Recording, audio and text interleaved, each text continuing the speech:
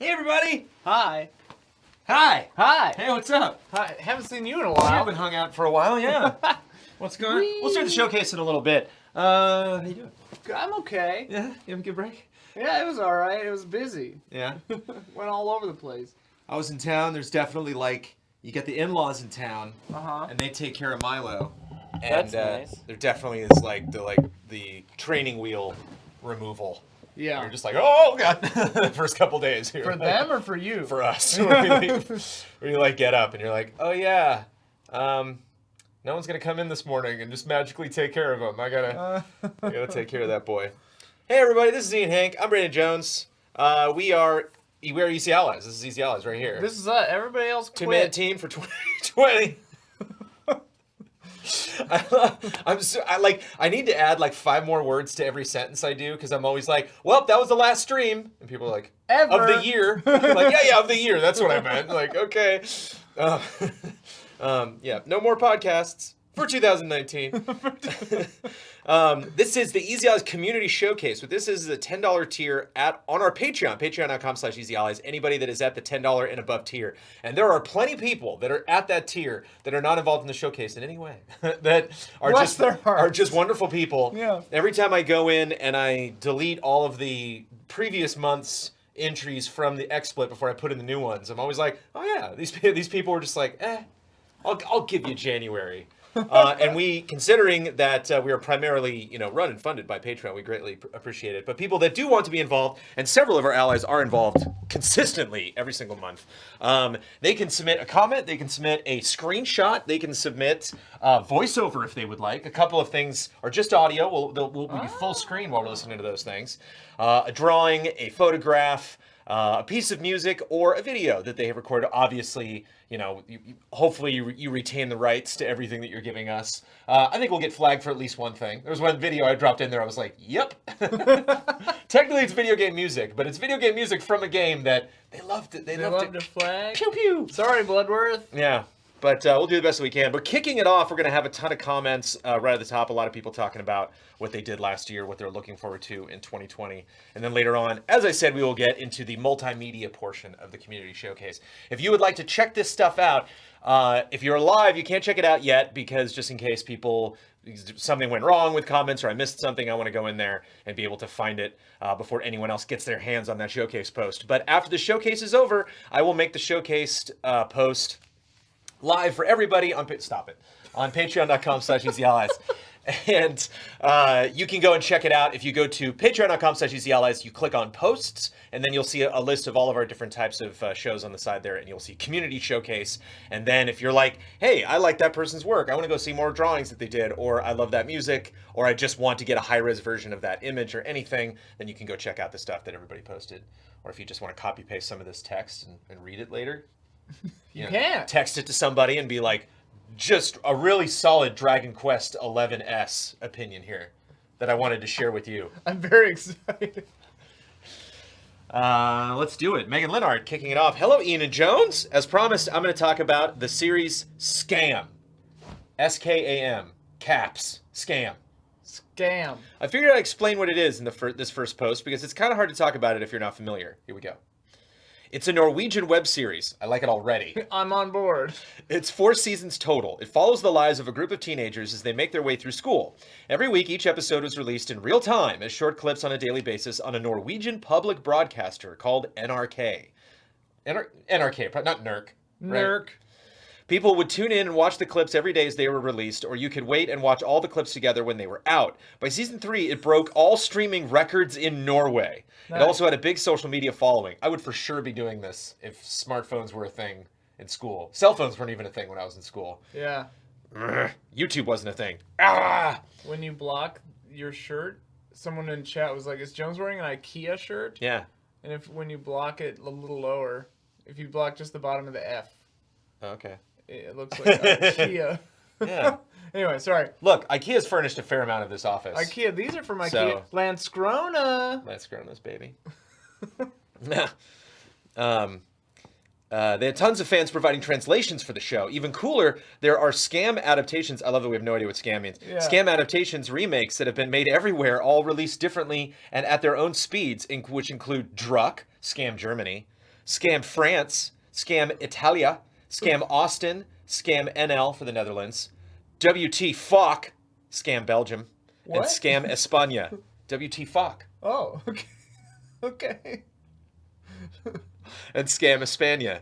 I'm actually planning on watching all of the remakes. You ever seen Brain Candy? Yeah. I love what she's like. Best country or fuck act. Did you clean the gun, son? Good boy. It's a good one. Brain Candy, Kids in the Hall movie. It's a good Brain Candy. one. Happy birthday to Dave Foley. Just had a birthday the other day. Oh yeah. I'm actually planning on watching all of the remakes and reviewing them in the coming months. So far, I've seen Skam, OG, and Druck, but I'm just going to be talking about the original this time. So each season follows mostly one character in their story, but they all intertwine in some way. Season 1 mostly follows Ava and her relationship with Jonas as they go through hardships and her dealing with insecurities about their relationship, and ultimately overcoming them. Spoilers.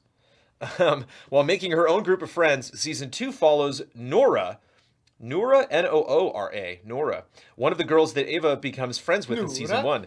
It follows her meeting and falling in love with William, all while dealing with her traumatic past.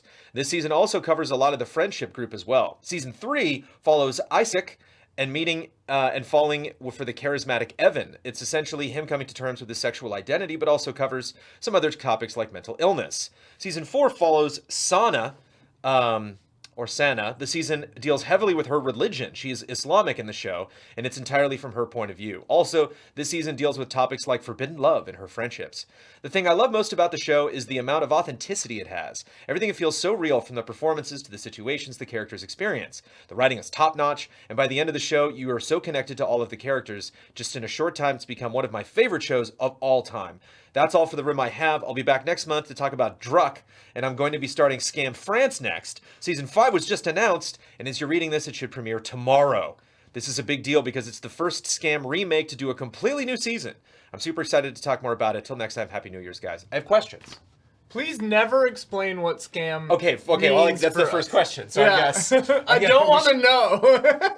It's better that she's just throwing out all these insane abbreviations and I have no idea what any of it means. Although we're gonna get into Skam on the next time, and you won't be here. Ben Moore will be here next month. I need to ask Sophia if she's heard of Skam. And Ben, I love Ben just jumping right into Druck and just like Ben's like, "What's Druck?" And it's like, "Oh, it's the German version of Skam."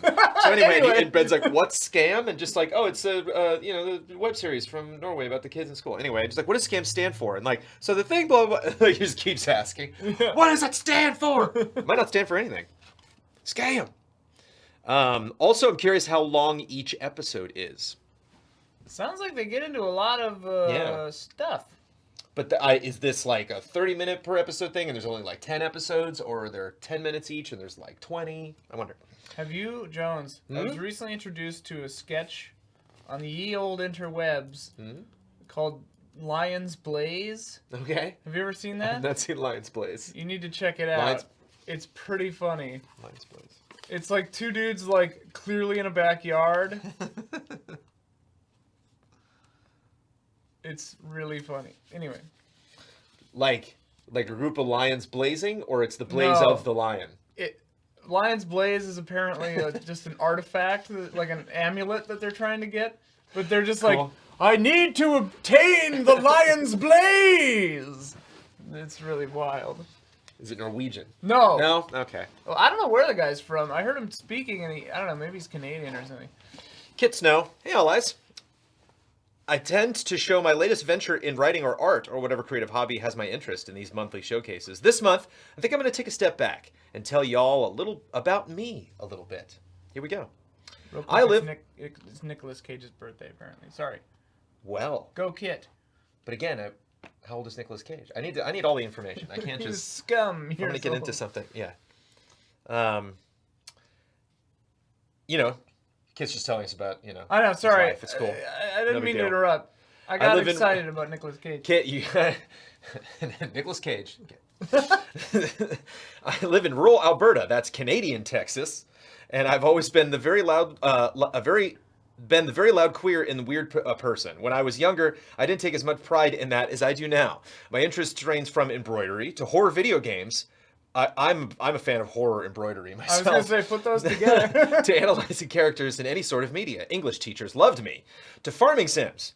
My favorite fictional characters in the entire world are Edmund Pevensie from Narnia, Spencer Reed from Criminal Minds, and George Weasley from Harry Potter. Don't worry, Steve Burnside is still top 5. One of my favorite although, I mean, I guess he's 5 then, because he wouldn't he be 4? There's clearly a 4 that we're missing. Who's the 4th? We're not even done with the first page of the showcase, and I already have so many questions. One of my favorite jokes is Nuda from Skam. Right. One of my favorite jokes is, what does the L in Kid L Snow stand for? Well, I always believed I would end up in a creative industry. I work in the weed industry and kind of love it.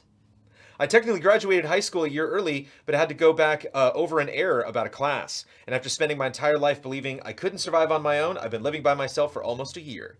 I also have multiple disorders, mental and physical, that affect my daily life. The heavy hitters being severe depression, PTSD, and being autistic, to name a few.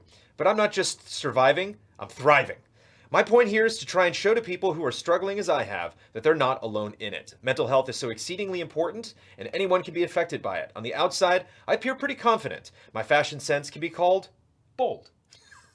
I can be loud and obnoxious. People always seem shocked when I tell them about one thing or another to do with my health. And that's my point. Anyone can succumb to poor mental health. To those who are struggling, you are loved, and you are not alone. To others, be kind, have empathy. I'll end this with a sort of thank you. The friends I've made and bonded with in my time in EZA's community has meant the world to me. I'm a better person for knowing and learning from the people I've met. I found EZA during a rough time in my life, and I can honestly say my life would be completely different had I not. This past year alone, I hit every milestone I never thought I would, ranging from moving out of my parents' house, to taking the first steps to legally changing my name, to actually driving. It's love and support I got from this community, from the friends I've made and got closer to, that have helped me become the person I am today. I'm confident in myself, and I'm content. Thank you, EZA community, for being welcoming and supportive. Kit Lev Snow. I got goosebumps. I know! I got goosebumps. That ending! We did it.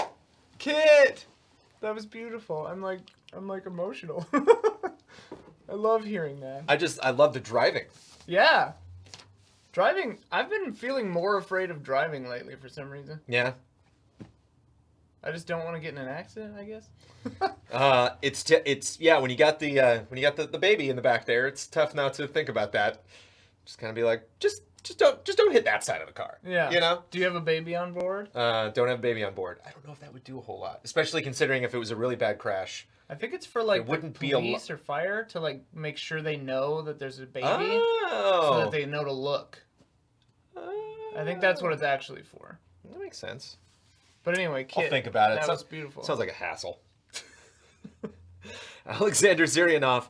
Brandon, Ian, your personal shows make me feel like I know you well. I make my submissions, but I never told you about myself. Yeah, here we go. We're getting in I think it's here. unfair and I want to fix this. I'm 35 years old, and one word description of me is mathematician. Oh. I'm not surprised. Yeah, I buy it. I'm not surprised. Zirianov is very exacting, so not only because I have a PhD in mathematics and good with numbers, at the age of 4 I remembered temperature, mass, and other numerical aspects of solar system's planets. Wow. My dad is an accountant, and I suck at math. I don't like it. Wait, but I what? respect. My dad is an accountant. This is me. Oh! My I dad's thought an you were accountant. reading that. I was No, like, wait, it's- he's a mathematician. I'll put it over here. When Oh, it's yeah. going off the cuff. Yeah, I don't. I'm very poor at math as well. Didn't trickle down. It's just how my mind works. I apply logic to everything, and deep down I perceive every problem as a solvable puzzle. Can you run? You see how that's I think you would love that. I can't be convinced without proof, so marketing and loud opinions have no effect on me. Oh man, I gotta get him on a Trailer Jones. I will never be hyped or depressed simply because losing control of yourself isn't beneficial. Alas, I gotta underline that and see this is the copy paste aspect. Show that to Huber. Yeah, send that to Huber. Alas, what did he say about Batman last night? He was like, so here's the next thing about Batman. Yeah. And you were like, Huber, stop it. Yeah, he was like, there are rumors that they're gonna do a PS5 event with a new Batman, and I was like, you've been hearing Batman rumors for 5 years, Huber. We gotta add them all up. Somebody could do that. Every single time he's been like, this is it. This is the one. It's happening. He's been so certain so many times. Alas, this feature makes it hard to predict how others will feel about my words and actions, so sometimes I accidentally cross the line. Sorry if I'm doing this now. Hell no. Also, I'm sorry that I'm pledging less than you're worth for me. Whoa. Okay.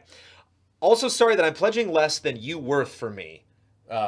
Russian translation error, I'm assuming. Your worth, I suppose. My health was never great, and I have to spend most of my income on doctors and medicine. Oh, no. Of course. Don't worry, the situation isn't critical. I just can't do some normal things, like eating in a cafe, my single ingredient meal isn't tasty enough for sale, or having a typical social life. But since my logical mind easily suppresses unfillable desires, I'm happy with the life I have. Speaking of life, I enjoy programming, thinking, movies, and listening to music. I love the thinking. I enjoy a good thing. A good think is good. Shout out, bro, to your Paddington Cross. Oh, yeah? No Country for Old Men. I did a 2019 recap on Cup of Jones, and I was just going through everything, and I wanted to chart, because you and Damiani are so good with guests, bringing in on reaction shots and friend code, and so I wanted to just do a quick shout out to all the people that have been on Mysterious Monsters, and like all our guests and stuff. And I was like, what is this Paddington? What? And then like 30 seconds in, I was like, well, I gotta watch this whole video now. No, it's the whole thing. That's a good thing. I'm proud of that one. The video, and I wish the mic had been a little. I was mic'd it a little weird. I watched it at 2 times speed.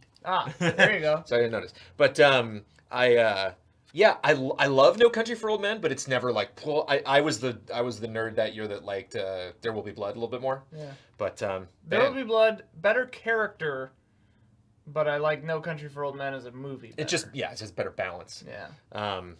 Javier won that year, right, for supporting? I think so. Oh my God, please. And then Dave Lewis won for actor. Yeah. Hello. Just thinking about the Golden Globes for a second. Thinking, listening to music, although I don't spend much time on the last two. Movies and listening to music, not the thinking. Although I don't spend much time on the last two. I think programming is the ultimate art because programs can create any art. Yeah. Touche. But coding is just my hobby. I work as a network engineer, which I obviously like. Previously, I taught computer networks at university, and since nobody cared what I'm doing, I was insanely creative. I can make a separate post about this if you are interested. Yes. Yeah. But my favorite, and just in general, we're interested in all of you. I mean, we see names. If you want to definitely take the opportunity at the showcase to let us know, I will gobble it up happily. But my favorite thing is video games. I like Western RPGs, action adventures, puzzles, story-driven games, racing, and some others. Story is my favorite aspect, especially if it doesn't have a happy ending. I like open world, but I need goals for exploration, so I love radio towers and quest markers. Yeah! Narrative and radio towers. Yeah! Was it because of the narrative and radio towers? Oh, sure, yeah. We come together. Man. And ne'er the twain shall meet. I hate grinding. Aw, I love grinding. I don't love it, but it's fun. Needing to master combat and other progression blocks, except puzzles. Cutting edge visuals and modern game design are so important to me that I almost never like non-current gen and retro games. I rarely play multiplayer because I don't have friends and I don't want to be a burden to strangers. I dislike shadow drops, timed events, and other artificial urgencies. Artificial urgent. Love that. Next time when you guys want for a shadow drop, I'll be like, artificial urgency. I can always wait. That's a good thing for just like easy Alex management. Yeah. You know, this is artificial urgency. We need a microwave. Charge you with that artificial urgency. That sounds like an artificial urgency to me. I can always wait to play a game. I can always wait to play a game, and I don't play 2 games simultaneously. I try all free games and demos for my subscriptions. I only buy games I want to complete, so I play 100% and finish 99% of my purchases. My backlog can get empty. I play mostly on Xbox Game Pass, but mostly on buy mostly on PC, much cheaper. Use PS4 for exclusives and own Switch. Well, that's a short slice of me. If you're interested to know more, don't hesitate to ask. Would you like to know more? Yeah. I would. I dig it. Yeah, I do respect for your control over like your hype levels, you know? Yeah.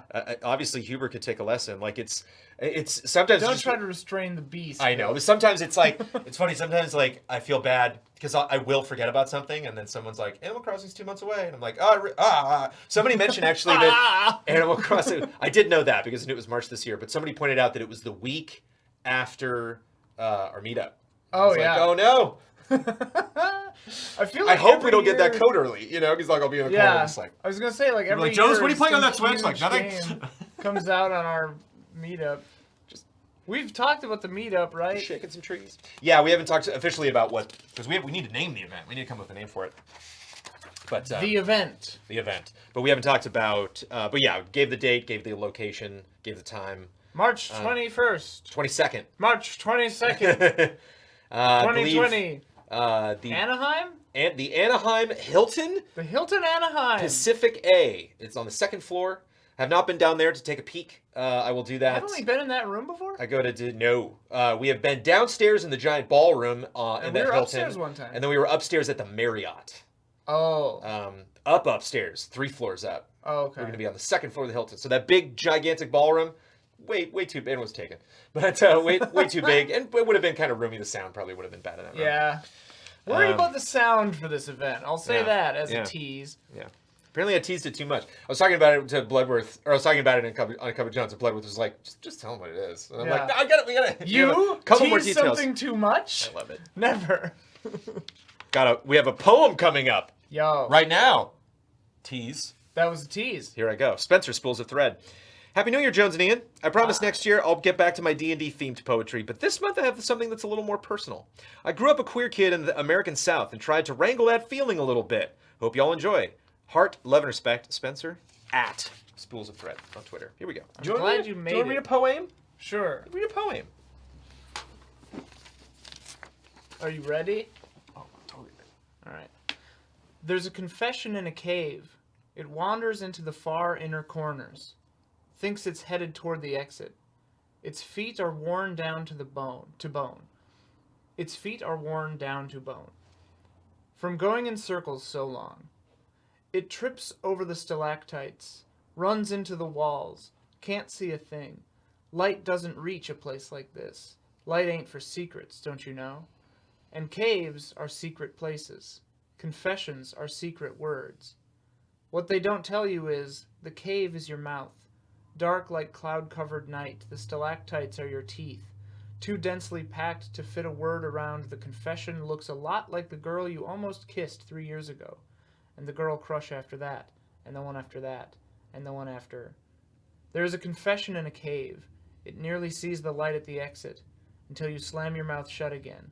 At the end of the day, cave and closet might as well be the same thing, right? Very good. But I like the cave analogy because caves aren't comfortable places. No, yeah. You know, it's not a basement. It's not a bunker. It's not a closet. It's a cave. Caves are cold. Caves are not places you want to hang out in too long. I know that feel. That's a good poem. Very good poem. Thank you. And again, page 3. Page 3. An extremely personal showcase so far. I love this. I feel very connected to our community right now. Yes. And I dig it. Bearded Scotsman 86. Hey, Brandon and Ian. Hey, they just highlighted a comment in the chat. Hey, right Happy there. New Year. All excited for my comment. Love you all. Here we go. Here it comes. He knew it. He knew it was coming. Yeah. He was like, and the poem's over. Very busy month for me. I helped set up and run the Christmas fair in our village. I love FAYRE's fair. Cool. I was Santa's helper, making sure all the kids got a chance to see him. I just always think of like, we got a lot of kids in line, so get going. With the little bell in front from Christmas Story. That movie makes me so depressed. Really? Yeah. I don't know what it is. I've just seen it too many times as a kid. Making sure all the kids got a chance to see him. Just before Christmas, I celebrated my 33rd birthday. Then, of course, there was prep and celebrating Christmas itself. For my birthday, I got Ring Fit Adventure and Horizon Zero Dawn. Nice. Then for check out the DLC if you can, if you're curious, if you want to get the whole experience, because they wedge it like right in there. It's the kind of thing. Yeah. There was only one expansion, and it's the kind of thing where like if you were to play the game, you wouldn't. Like if I was to ask you later, what did you think the expansion was? You'd be like, I don't know. Oh, if you already bought ice it? thing? Like, yeah, that. Like, oh, okay. It just seemed like another place I went. That's cool. But then for Christmas, I got Assassin's Creed Odyssey, which I was obsessed with last Christmas. I also had an issue with the mail, which meant my rental was so delayed, they sent me a replacement and both arrived. Whoa. Oh, my rental was... Oh, your rental... Okay. I read that as rent for some reason. I thought he mispayed his rent, and then I was like, they gave you more rent? What? So I got Shenmue 1 and 2, as well as Lego's DC Supervillains. Nice. I wouldn't have even looked at Ring Fit if it wasn't for the Friend Code episode on it, so big thanks to Damiani, Hubert, and Sophia for that. It was especially good having Sophia on, as she had knowledge of past fitness games, which helped for comparisons. I'd done a little exercise every day. Haven't done too much as I didn't want to burn out over the festive period. In the PSN January sale, I picked up Need for Speed 2015 too. So I have lots to play now. Priority going to my 2 rentals. Christmas Day was spent with my wife's family. We made the turkey and veg. My sister-in-law made the roast potatoes. And my mother-in-law made the soup for starters and chocolate bread and butter pudding for dessert. Chocolate bread. That sounds good. What's my chocolate bread? Lovely meal. Got well and truly spoiled this year. Have a nice heated blanket to put over me at my desk now and lots of sweets, candy. Plus Anthony Daniels' biography, I Am C-3PO, The Inside Story, Love and Respect, Bearded South Scotsman 86. Nice. Very cool. Yeah, I gotta check that out. I love the heated blanket nod. Yeah. Love a good heated blanket. Actually, I don't. I don't like to be warm. If I had a cooled blanket, I'd be thrilled. I'm going to Scotland in like May. Whoa. Yeah. Just cuz. Just always wanted to go. It was meaningful for my dad, so I kind of want to go and like redo his kind of like trip. That's awesome. Yeah. If everything goes well, I'm going to go to a place this summer that I've wanted to go my entire life, New Orleans. I've never been to New Orleans. Never been. New Orleans seems awesome. Try to pull that off this summer. Got the in-laws in Florida. They're going to meet us there and take care of Milo so we can run around. Very cool. Oh my god, I'm so excited. The ghost tours I will go on. Just walk around. Oh, the ghost tours. Oh, the ghost tours. Caesar Villa. Hello, Ian and Brandon. I'll start by saying, Ian. Hi. I failed you. Oh. In your previous appearance on this show, I said I wanted to beat the Talus Principle by the next time you were in the guest seat. You asked if the version sold in the PlayStation Humble Bundle included the Road to Gaina DLC? Gehenna.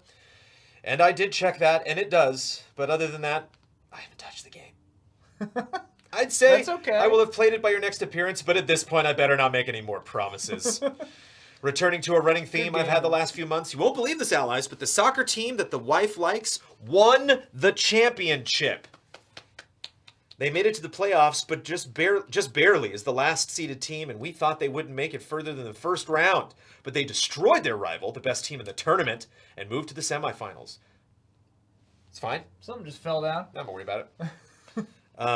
And then moved to the semifinals. They just did what was needed to progress. Hey, as long as you win. And the final was a nail-biter of the worst kind, ending in penalty kicks with the wife's team getting the glory. And now, if you're wondering if I managed to get in any Mario and Luigi time during the games, I was. I was wondering. As I said many months ago was my plan, to play that game while the wife watched her soccer team's games. The answer is no! God damn it, no! It was too exciting. I don't know how I thought it was possible to play during that time, but I managed to find another window, and I'm close to the end of the game. I wanted to beat it this past weekend, but the cat decided against it. This is a roller coaster. Yeah, this is intense. We were away for the holidays for a few days, and a friend came home to feed him, fill its water supply, and clean the litter box. But what he couldn't do was play with him, so the cat decided to entertain himself by chewing the gamepad's charger cable until it broke. I noticed until the controller ran out of battery, and I pulled the cable to charge it, and I got just ahead. That cat hates the Wii U. Get in line. Yeah, he's not the only one. The sensor bar was his first victim. Then he managed to break the gamepad screen, and now the charger's cable. Anyway, I got a replacement, and I hope I can give you my input on the game on the next month's show. And he won't. Something's going to happen. Lightning's going to strike this Wii U. Jeez. Yeah, be careful. And last, I started Silicon Valley on HBO after you, Jones, mentioned it in Cup of Jones, I think. And oh man, that's what I'm talking about. It helps a lot that I'm a computer systems engineer, so I relate. And oh man, with a lot with the characters. I swear Big Head rode the elevator with me this morning. Thanks for the recommendation. And that's it for this month. Keep up the great work, allies. Love and respect, Caesar. And they just finished, and they wrapped it up pretty good. That show did a good job. That's good. One of my favorite things is they had Bachman is his name on the show. I can't remember the guy's name. He's in Deadpool 1 and 2. He's the bartender. Yeah. He I don't know if he got like Me Too'd, but he kind of got like he called in like a fake bomb threat. Yeah, he's just like a troublemaker, but not in a fun way. Yeah, he's just a moron. And the show, they were like through with him. They're like, "Nope, you're gone." Yeah. And they booted him out. And they've mentioned him ever since, but specifically the last season's like, oh my god, like they were just like, we can do whatever we want, like, because I was wondering, like, I wouldn't, they're gonna bring, gonna wrap everything up, bring other actors back and stuff. They do some nods to prior seasons, but they drag him. It's really fun. That's funny. Brandon K. Gann, the 2020 release schedule. TJ Miller, yeah, that's TJ Miller. The 2020 release schedule, one of my favorite TJ Miller roles that came out right before he was canceled was the Emoji Movie. He's like the main guy in the Emoji Movie. And it was like on Netflix or something. I'm like, let's do it. Come on. I'll put it on while I'm working. Come on, Emoji Movie. Give me what you got. Not much. The 2020 release schedule is insane. And as I look at the Brandon K. Gann, and as I look at the release schedule of my anticipated games, the majority are coming so close to each other. As of this writing, it appears the first game to come out is the one I want the absolute most: Final Fantasy VII Remake. I never tire of rewatching every trailer and presentation as my own Shenmue moment still echoes through time. Mr. Hink was right. It didn't come for 5 years. That was amazing, dude. You nailed it. And while March 3rd will be a happy day unlike any other, there is no way I can get through it all in 8 days, because March 11th is Ori and the Will of the Wisps' new date. I'm not bummed it got delayed, but why to March? While it is and has been for some time my most anticipated Xbox exclusive, I probably will still be working on Remake by the time my third game comes out, Doom Eternal, just 9 days after Ori on March 20th. I should be done with both Remake and Ori by mid-April, by mid-April, though I'll probably be only partway through Doom when April 16th arrives, and with it... Cyberpunk? Yeah. Cyberpunk's sheer scope is intimidating, and I'm more than confident it'll take forever to finish. Gotta talk about Cyberpunk really quick, because I started Outer Worlds. Yeah. And I just started Outer Wilds. Yeah. And I was like, all right, I'm going full corporate. I'm going to crush the little guy. And I made it like 10 minutes, and I was like, you couldn't do it. Okay. They were like, can you help us? I was like, yes. You're like, no. Come on. But Cyberpunk, I'm making a stand right here on the showcase. Call me on it later if I don't. But it's like one of them's like businessman, right? Yeah. Well, we saw a it's like corporate jerk or something like one. Yeah. Well, you can have a corporate capitalist. You can have a corporate background. Yeah. But the guy that Ben and I interviewed at E3 said that he wants to try to go full corporate, no modifications as long as he can. I'm modding like crazy, but because I want to make money. Whoa, go for it, dude. But it's like with Outer Worlds, I get the sense that Outer Worlds can be improved. You know, like they do say that like these corporations, we got to shut them down. Whereas like I don't think that can happen in Cyberpunk. Yeah. I don't think you're gonna have a ton of effect on that world. I think it's mostly just gonna be your journey. Yeah.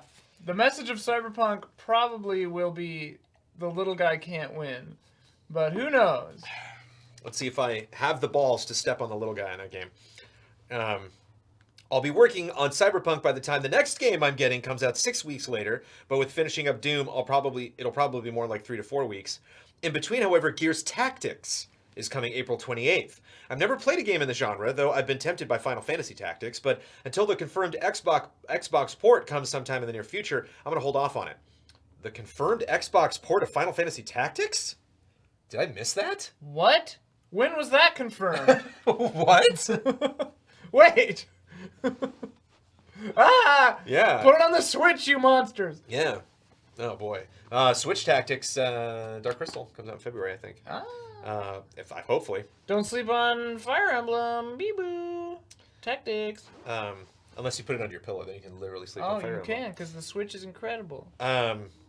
Good thing, too, what with CD Projekt Red's Behemoth on the docket. Then as we work our way through May, and over 2 weeks after my birthday, comes The Last of Us Part 2. Only 7 remakes surpasses this game for personal hype. Of my interests, I don't think I've ever seen so little of a game, but be so overconfident it'll be exceptional. The end of the year will be the dawn of a new generation. While I'm never a first adopter because I need multiple games, I'm interested in to be released, Yeah. so the initial investment pays off. Halo Infinite being a Series X, weird name by the way, launch title is interesting.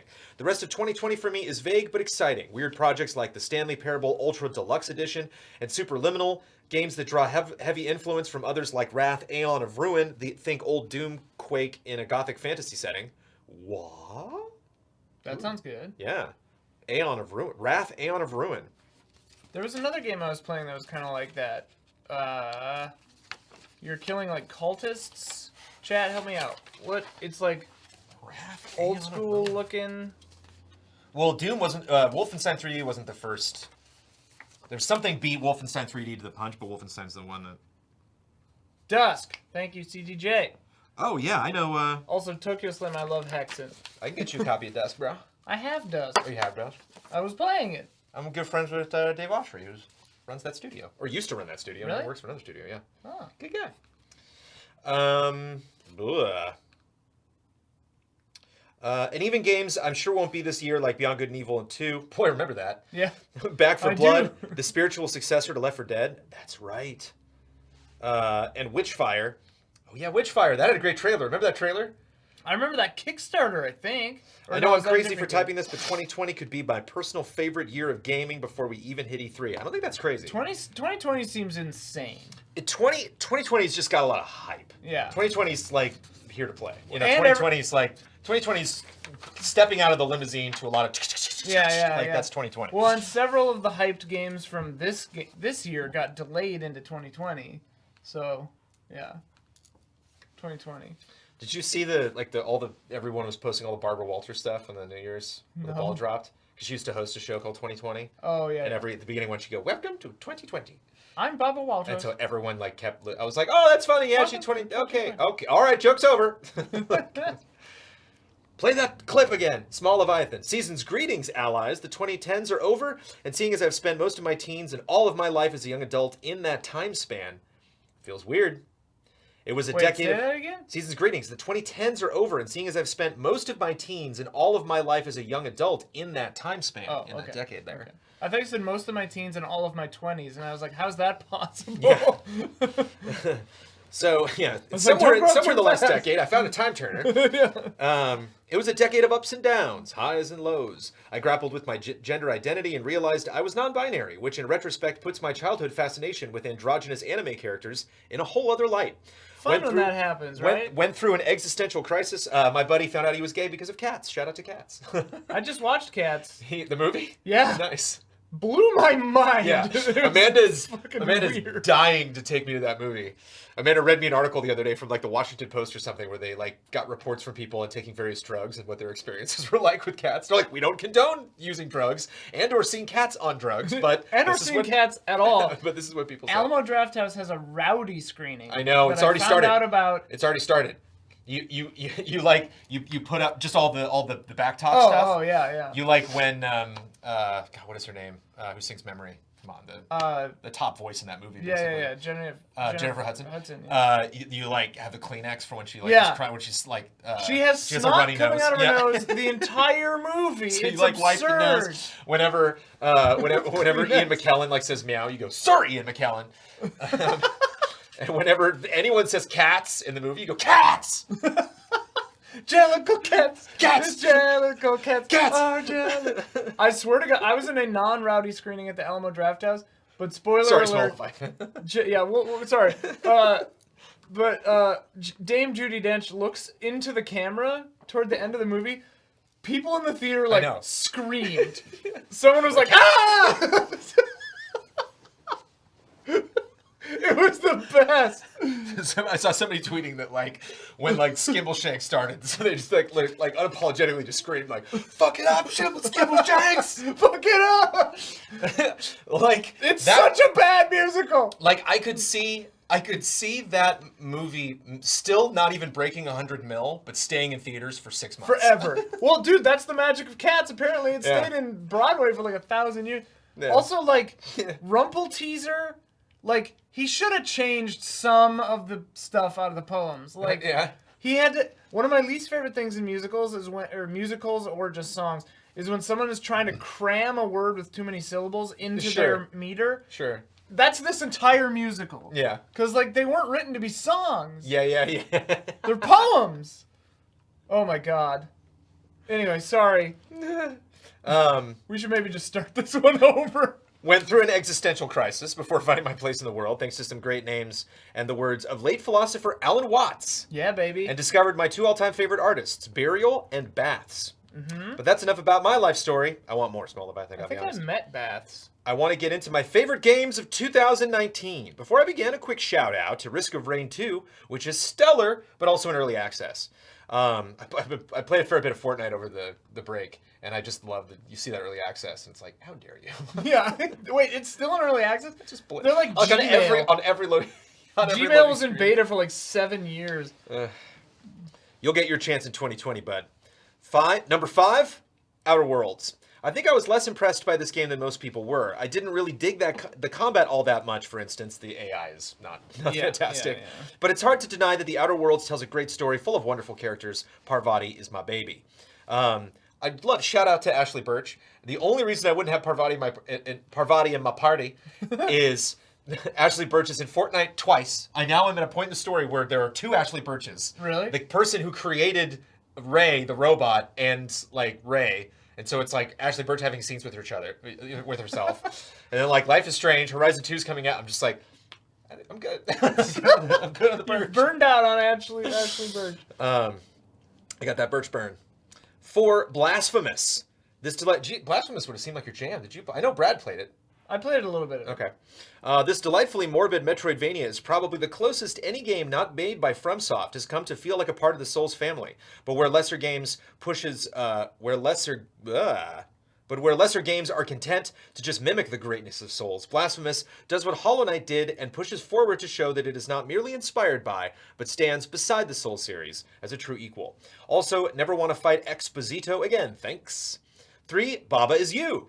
I am terrible at this game, yet I cannot stop thinking about it.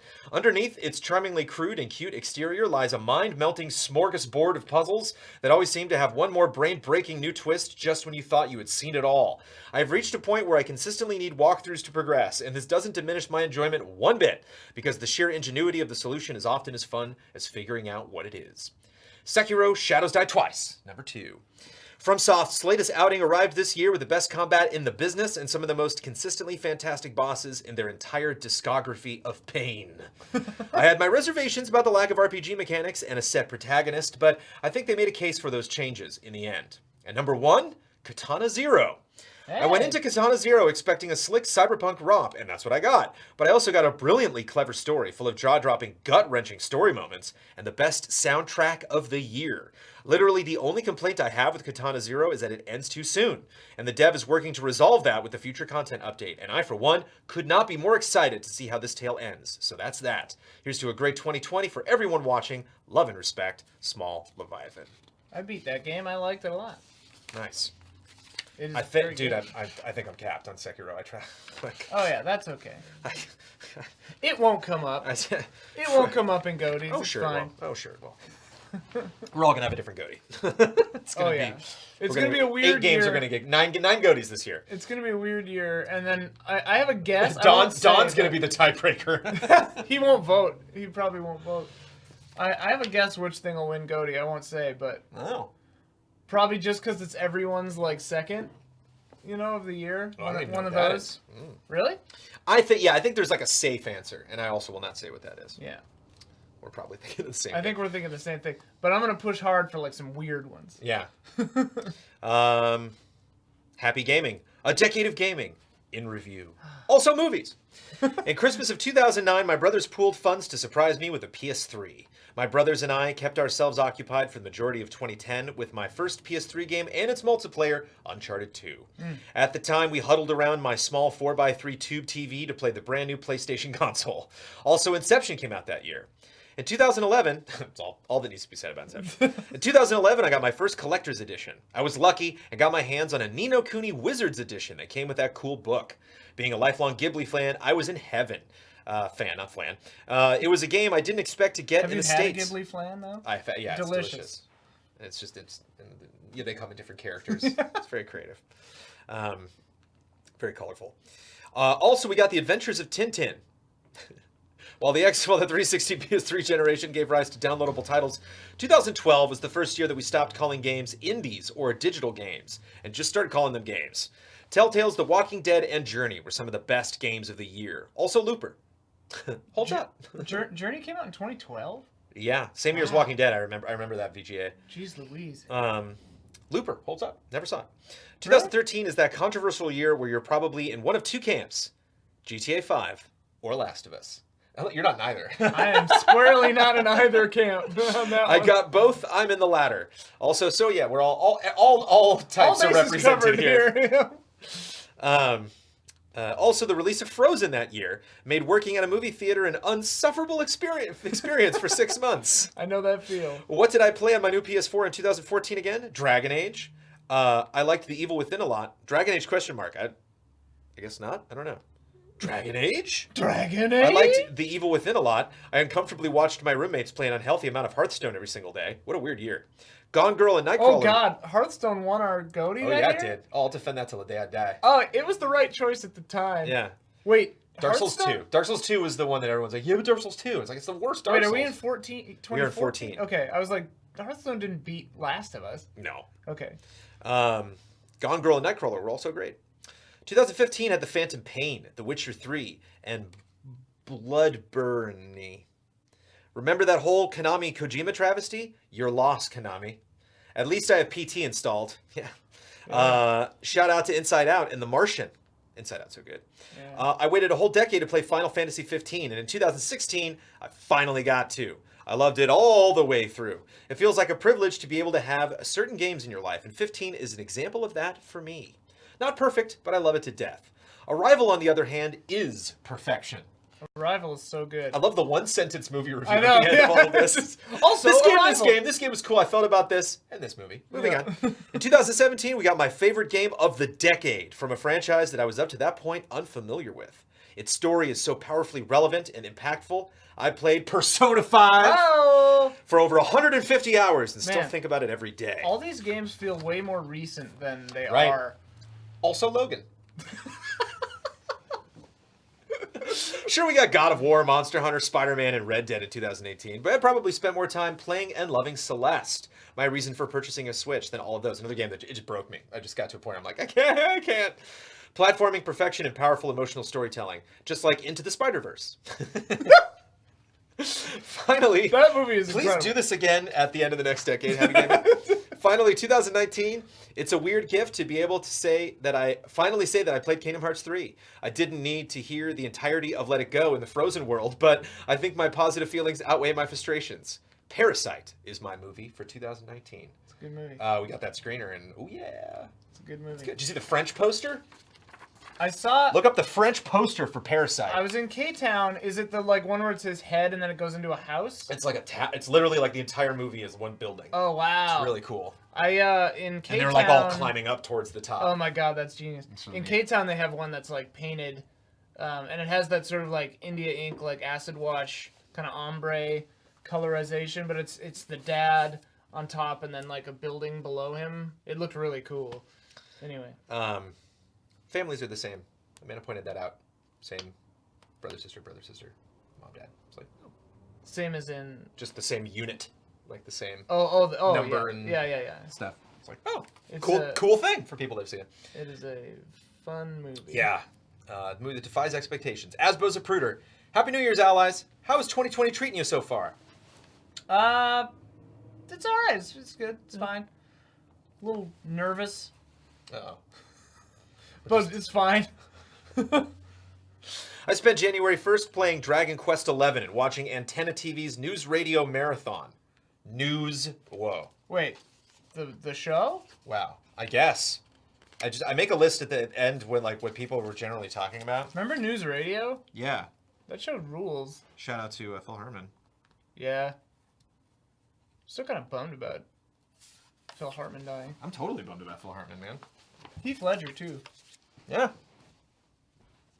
Bringing it Sorry. down. Which is about as good as a start as I can imagine. Anyway, we've got shout out to Dave Foley. Dave Foley, yeah. happy birthday, Dave Foley. Um, And Nicolas Cage. And wait- Anton Yelchin. Sad about him. Anyway, we got Jones and Ian here, so let's talk some theater. There wasn't much to do likewise these past 2 weeks, so I got to catch up on some things. Here's what I could fit.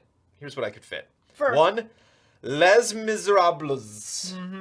The staged concert. A few months ago, I mentioned how weird it was seeing Michael Ball play Sweeney Todd. That turned out to be nothing compared to see him playing Javert. He was on stage while everyone was singing One Day More, but he didn't sing the line, "My place is here, I fight with you." Still, at least it wasn't Nick Jonas this time. What? Nick Jonas played Javert? Wow. When? Anyway, it's not a bad version, but there are some arrangement decisions that made me tilt my head. I would love literally to see live footage of Aspo going, 2, Carousel, live from Lincoln Center. Carousel's a musical I wish I knew more. I like Carousel a lot. I've heard songs from it. Actually, I've sung songs from right, it, but I haven't seen I've it. sung songs from it. What's the one where he like talks about his kid? He's like, he imagines that he's going to have a I kid just someday know or If something. I Loved You. But yeah, Carousel was like a singing teacher classic. It was like, try this from Carousel. It's Yeah, like, oh, okay. I recognize its issues in the fact that it is probably the worst line of dialogue. Nick Jonas played Marius. Oh, That okay. makes way more Yes, sense. there we go. I was like, bold choice. After what's his name, Gladiator. After Russell Crowe played Javert, it's like anybody can play Javert. Anybody apparently. can be better than that. I recognize its issues and the fact that it has probably the worst line of dialogue in any show ever. Carousel? Yeah. What is it? And that's it. We're done. It just leaves it at that. Tell us what it is. Brutal. But I think done right, it's the most interesting Rodgers and Hammerstein musical. It gets treated as a romance. Can you name one other Rodgers and Hammerstein musical? Just out of curiosity. No. Did Rodgers and Hammerstein, is that Sound of Music? Rodgers and Hammerstein? Maybe. That's my guess. Who did Miss Saigon? Oh, that wasn't That's Rodgers and not Hammerstein. them. That's, that was new. That was like written in yeah. the 80s, I think. When he hit 80s, me, early it 90s. felt just like a kiss. Good God. That is pretty bad. That is pretty bad. Woohoo! All Yes, right. Sound of Music. Yeah. Yay, it did it. They're gone. My sister and I quote that like every time we're together. From Sound of Music? Yeah. It's like, the Von Trapp family singers. The family Von Trapp. And then some guy just pops out. They're gone. Amanda went to go see. Now we're talking about Sound of Schoenberg Music. and Boo Bill. There you go. Miss Saigon's the same as Les Mis. Okay. That's where I got it twisted. Amanda went to go see a sing along at the Hollywood Bowl for Sound of Music, and they had a Sound of Music costume contest, and one person won as the pine cone that the girl sits on, and one kid was Pervy, possibly pervy. Hold a sunbeam in your hand, and he was a big hand, and he had like a sunbeam like in his hand. It was like the hand holding the sunbeam in the hand, and so he won. And so he went up and was like, "Thank you," and he bowed and flicked off the audience. That was really great.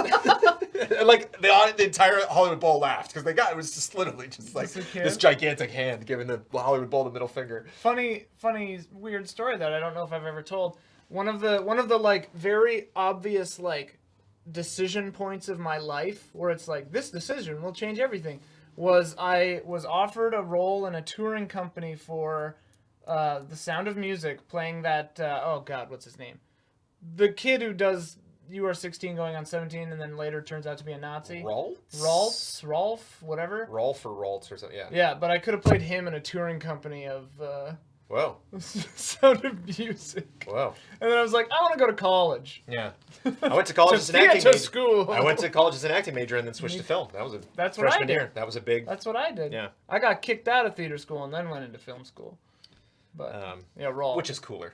Yeah, That's pretty cool. badass. I gotta be honest. Pretty badass. Anyway. It gets treated as a romance a lot, but I think it's more about deeply flawed people not quite making it work and then passing that on to the next generation. I find it incredibly sad. Specifically sad not being enough to be called tragic. Which show is this? This is Carousel. Oh, okay. Yeah. Number 3, Much Ado About Nothing. Shakespeare in the Park. They do interesting things to bookend the show, but I'm disappointed. Is there like a company called Shakespeare in the Park? There is out here. Oh. They do it in. Well, I mean, like Shakespeare in the Park is a thing. Yeah. Like all over the place, but I didn't know if there actually is like a because I'm assuming these are all recordings, right? I don't I'm know. guessing. Who knows? They do interesting things to bookend the show, but I'm disappointed they didn't carry it through the rest of the show. But this production has been the teases, man. All of these little, I want details. But this production has a pretty charming Beatrice and Benedict. Benedict or Benedict? I think it's Benedict. Just Benedict. And that's really what you need. My biased favorite will always be David Tennant and Catherine Tate's version, though. Oh! That's, yeah. I want to see David Tennant do Shakespeare. I think the Now theater whatever thing was doing this, and the production looked bonkers. I did not do much, but they did much to do at my high school. And I was like, I'm good. We just did one play a year at my high school. So I was in them all. Number 4, Julius Caesar, National Theater Live. It's the kind of production that starts off with a rock band performing at a political rally. Oh, yeah! And the stage is a series of platforms interspersed among the crowd. This wasn't as annoying as I thought it was going to be, probably because it also has had Ben Winshaw as Brutus, Michelle Fairley as Cassius, and David Morrissey as Mark Antony. Number 5, Fiddler, A Miracle of Miracles. I was in Fiddler. I got this scar from Fiddler. One of the thoughts I had while watching this documentary is that it resonates so much because it's one of the few musicals that's really focused on family. And the only other one I can think of off the top of my head was Falsettos. I was also in. No scars, though. I basically run out of room here, so I'll stop so I can ask 2 questions. Number 1, I don't have a Christmas tradition like I have for Easter and Halloween. Do either of you have any show suggestions? I don't see how those 2 sentences are... Like a thing to watch every holiday, maybe? Well, he's just been talking about 5 musicals, so like, do we have it? I don't know. But yeah, Christmas musical tradition. Oh yeah, so any show suggestions? Okay. Oh. We already mentioned Sweet Todd, which is so good. I mean, Muppet Christmas Carol is an amazing musical. Sure. Like movie musicals, yeah. Yeah. Scrooged is one of my traditions for Christmas, and showed Scrooge to my Christmas mother-in-law. Carol. Didn't care for it. She didn't care Showed her for Home it. Alone last year, which she thought she would hate and then loved. And so I was like, well, let's try the Scrooge test. My favorite part of watching that with her, there were only 2 parts she laughed. One that she was upset that she laughed, but it was the first time the censor gets whacked. Oh yeah. When he's just like, oh, watch out. Oh, watch out. Falls over. And she did the like, it's not funny. But she doesn't like physical violence and like played for comedy. Yeah. And then was it, I want to see their nipples. No, Charles Dickens would have wanted to see her nipples. You can hardly see them nipples. And he's really looking. It's just such a quotable movie. Yeah. It was, are you him? Are you him? Are you he? Are you he? She likes to correct grammar, and so she snickered to that despite herself. That's a great movie. Yeah, Scrooge is fun. When he the progression of him making himself whiskey cokes, whiskey sodas, whatever. With Tab. With Tab, but like at the beginning it's mostly Tab, and then later it's all whiskey, and he just goes like he shakes a little bit on, and then like tries a couple times and like spills it on the floor, out, and then he just drinks. But this reminds me, because one of my favorite things, I love it when old movies. You're old enough to know what an old movie is referencing, but realize that no one will know what the hell they're talking about. And at the very end of Scrooged, he walks towards the camera. I also love films that are like, hey, you in the theater. Yeah, and you're like, that didn't last long. Yeah. But he walks out and he goes, feed me, Seymour, feed me. Because Little Shop came out like that year and he was the dentist. Little Shop. He wasn't the dentist. He was a patient of the dentist. Oh, that's right. What am I talking about? Steve Martin was the dentist, of course. Yeah. But he's the masochist. But Asbo asked me a Little Shop question yesterday on Cup of Jones, so I'm guessing it was. What was the question? He asked me cheeky questions where he's like, if Easy Allies was this character from a musical, what would they do? So he said, if Easy Allies was a assistant at a flower shop, would they pick the sadistic dentist or the impoverished, plant owner with the killer plant? And I said, neither. We're going somewhere that's green, baby. We're gonna get eaten. Yeah. Which is the way the musical ends. Spoilers. Yeah, musicals, talk about sad endings. They shot the movie that way, too. I know. And it makes everything make way more sense. I was floored. I saw a children's theater or like a local community theater do it, and was like... Subsequent to the events that you just witnessed. Yeah, I walked out and was like, so insane. What just happened? Yeah, dude. I saw the one up in Pasadena. Much cooler ending, though. Which was really good. That had, what's her name? But it was transgender actress as Audrey. That was really good. Yeah, it was really good. First I think I went to alone. You said Falsettos and Assassins. I don't know. Assassins is fun. Not a very popular musical ever. Just throw Company on. That's more of a New Year kind of a thing. Yeah. But the one with Raul Esperanza. That's my favorite. All right, there you go. Version of and to keep the conversation going, number 2, I've spent a long time talking to Jones about musicals, but almost none with Ian. So hope to get a sense of Ian's tastes and experiences. Anyway, so glad to have 2019 behind us. Here's hoping 2020 isn't terrible. So far, so bad. Any kicking it off? I was in Joseph as Joseph. I was Pharaoh. No. Yes. My friend Joe was Pharaoh. Yes. Yeah. Does Pharaoh the Elvis impersonator? Yeah. So maybe I wasn't Pharaoh. I was someone else. I was someone else he like goes to see. Oh, probably the what's his name? That like rich guy. Whatever. Yeah, I had like a phone and like a secretary and stuff. Yeah, that's that guy. What a dumb show. My go-to karaoke song is "Heaven on Their Minds" by Judas from Jesus Christ Superstar. It's so fun to wail that song. Yeah, Potiphar. I would love to hear you sing that actually. It's great. That's one of those songs that like whenever it's on, I'm like, God, I love to sing this, and then this is the part I can't sing. I can sing the whole thing, and it's funny though You'd because be a really good Judas. I sing. Yeah. You would be a bad Jesus too. Well, I can hit that note too. I think that G3, whatever it is. But I always resonated more with Judas when I was a little kid, growing up Christian. Judas always. He made a lot of sense to me in that movie. I'm like, he's just trying to protect you, Jesus. Yeah. This all makes a lot of sense. Yeah, I know. It's cool too because it's neat that they like start the show with that. Like they have like an opening number, but it doesn't really say anything, you know. And then like the first like monologue line of the show is him being like, "This is bad." Yeah, you know, like this is getting out of control here. JC sets it up in an interesting way. Also, that movie ends on Good Friday. It doesn't have the resurrection in it. And, like, Good Friday was always my favorite mood back when I was Christian as a kid. Because, like, you have to leave the church in complete silence. Oh. And it's, like, so dour. And I was always like, yeah. We were super metal at the high school when we did it. I was pilot. And we did... some of y'all might have seen that if you tuned into our previous fundraisers. But we did do a bow, and that threw a lot of people off. Because it just felt weird to, like, crucify Christ and then come out like, thanks, everybody! Thanks, everybody! We'll be in the lobby! Yeah. I mean, that's a fun way to do it. Also, Pippin and Pirates of Penzance. Love them. I'm bummed that Cats is, like, tanking right now because I hope we get some more musicals and movies. Like, there's some good stuff out there. I would love an animated Pirates, and I would love Pippin as a movie. I think Pippin could be such a fun movie. I was talking with a friend of mine who isn't a musical guy, but I was talking to him about Cats, and I was just like, it's inexplicable to me why this is so popular because the music is like barely listenable, judging just from the movie. Right. But and then he was listing some stuff. He's like, yeah, man, I don't get any of these like Sondheim stuff. It's like there's nothing in it. And I was like, well, Sondheim is an interesting case because, well, for me, it's like Sondheim is interesting because it's like.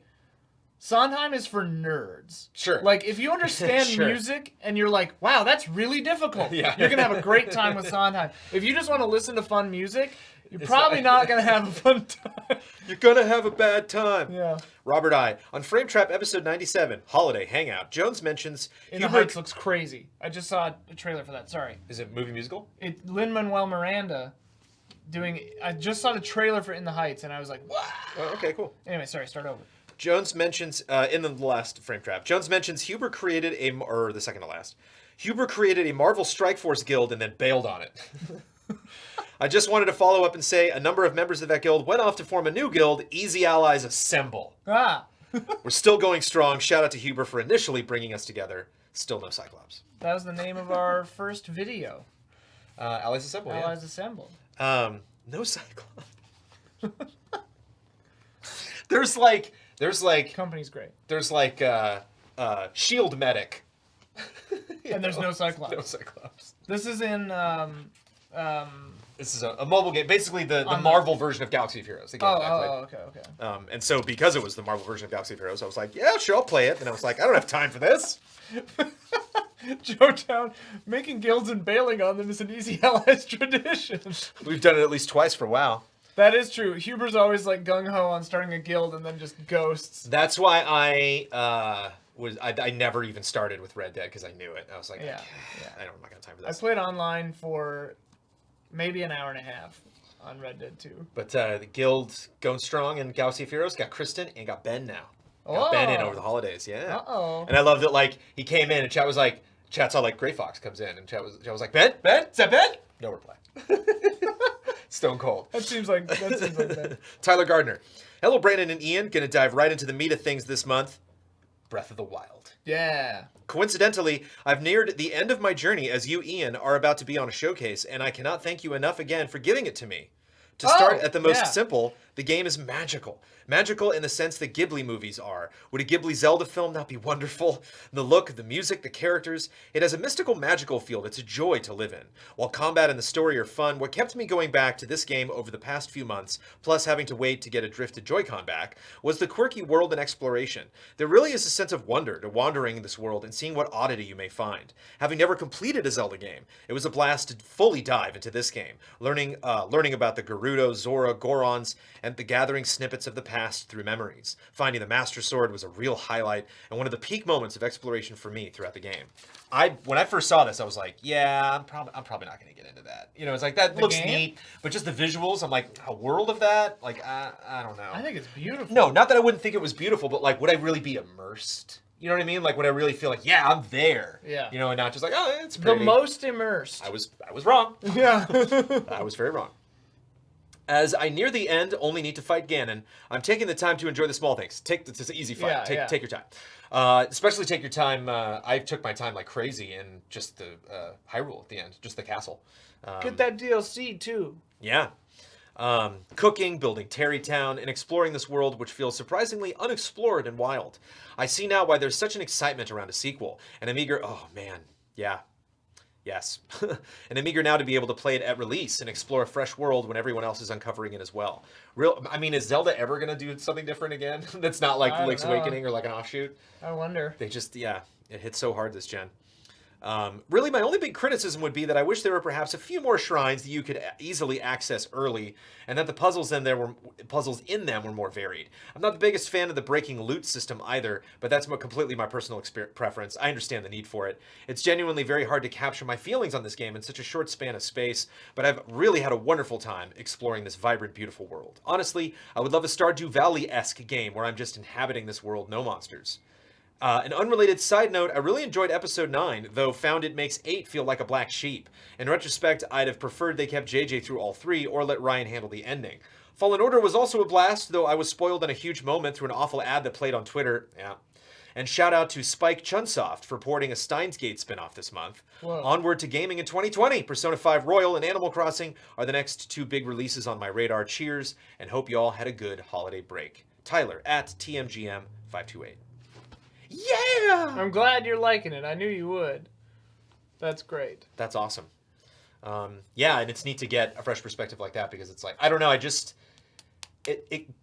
calling back to Alexander Zirianov, I'm in his headspace when it comes to Breath of the Wild 2. It's like, obviously, yes. Yeah. But like, we know so little, it's probably going to be forever away, maybe sooner than we expect, judging by how much they know it's going to get huge sales. It'll probably launch with like Switch 2 or whatever, or like the upgraded Switch was the best on Switch 2. Yeah.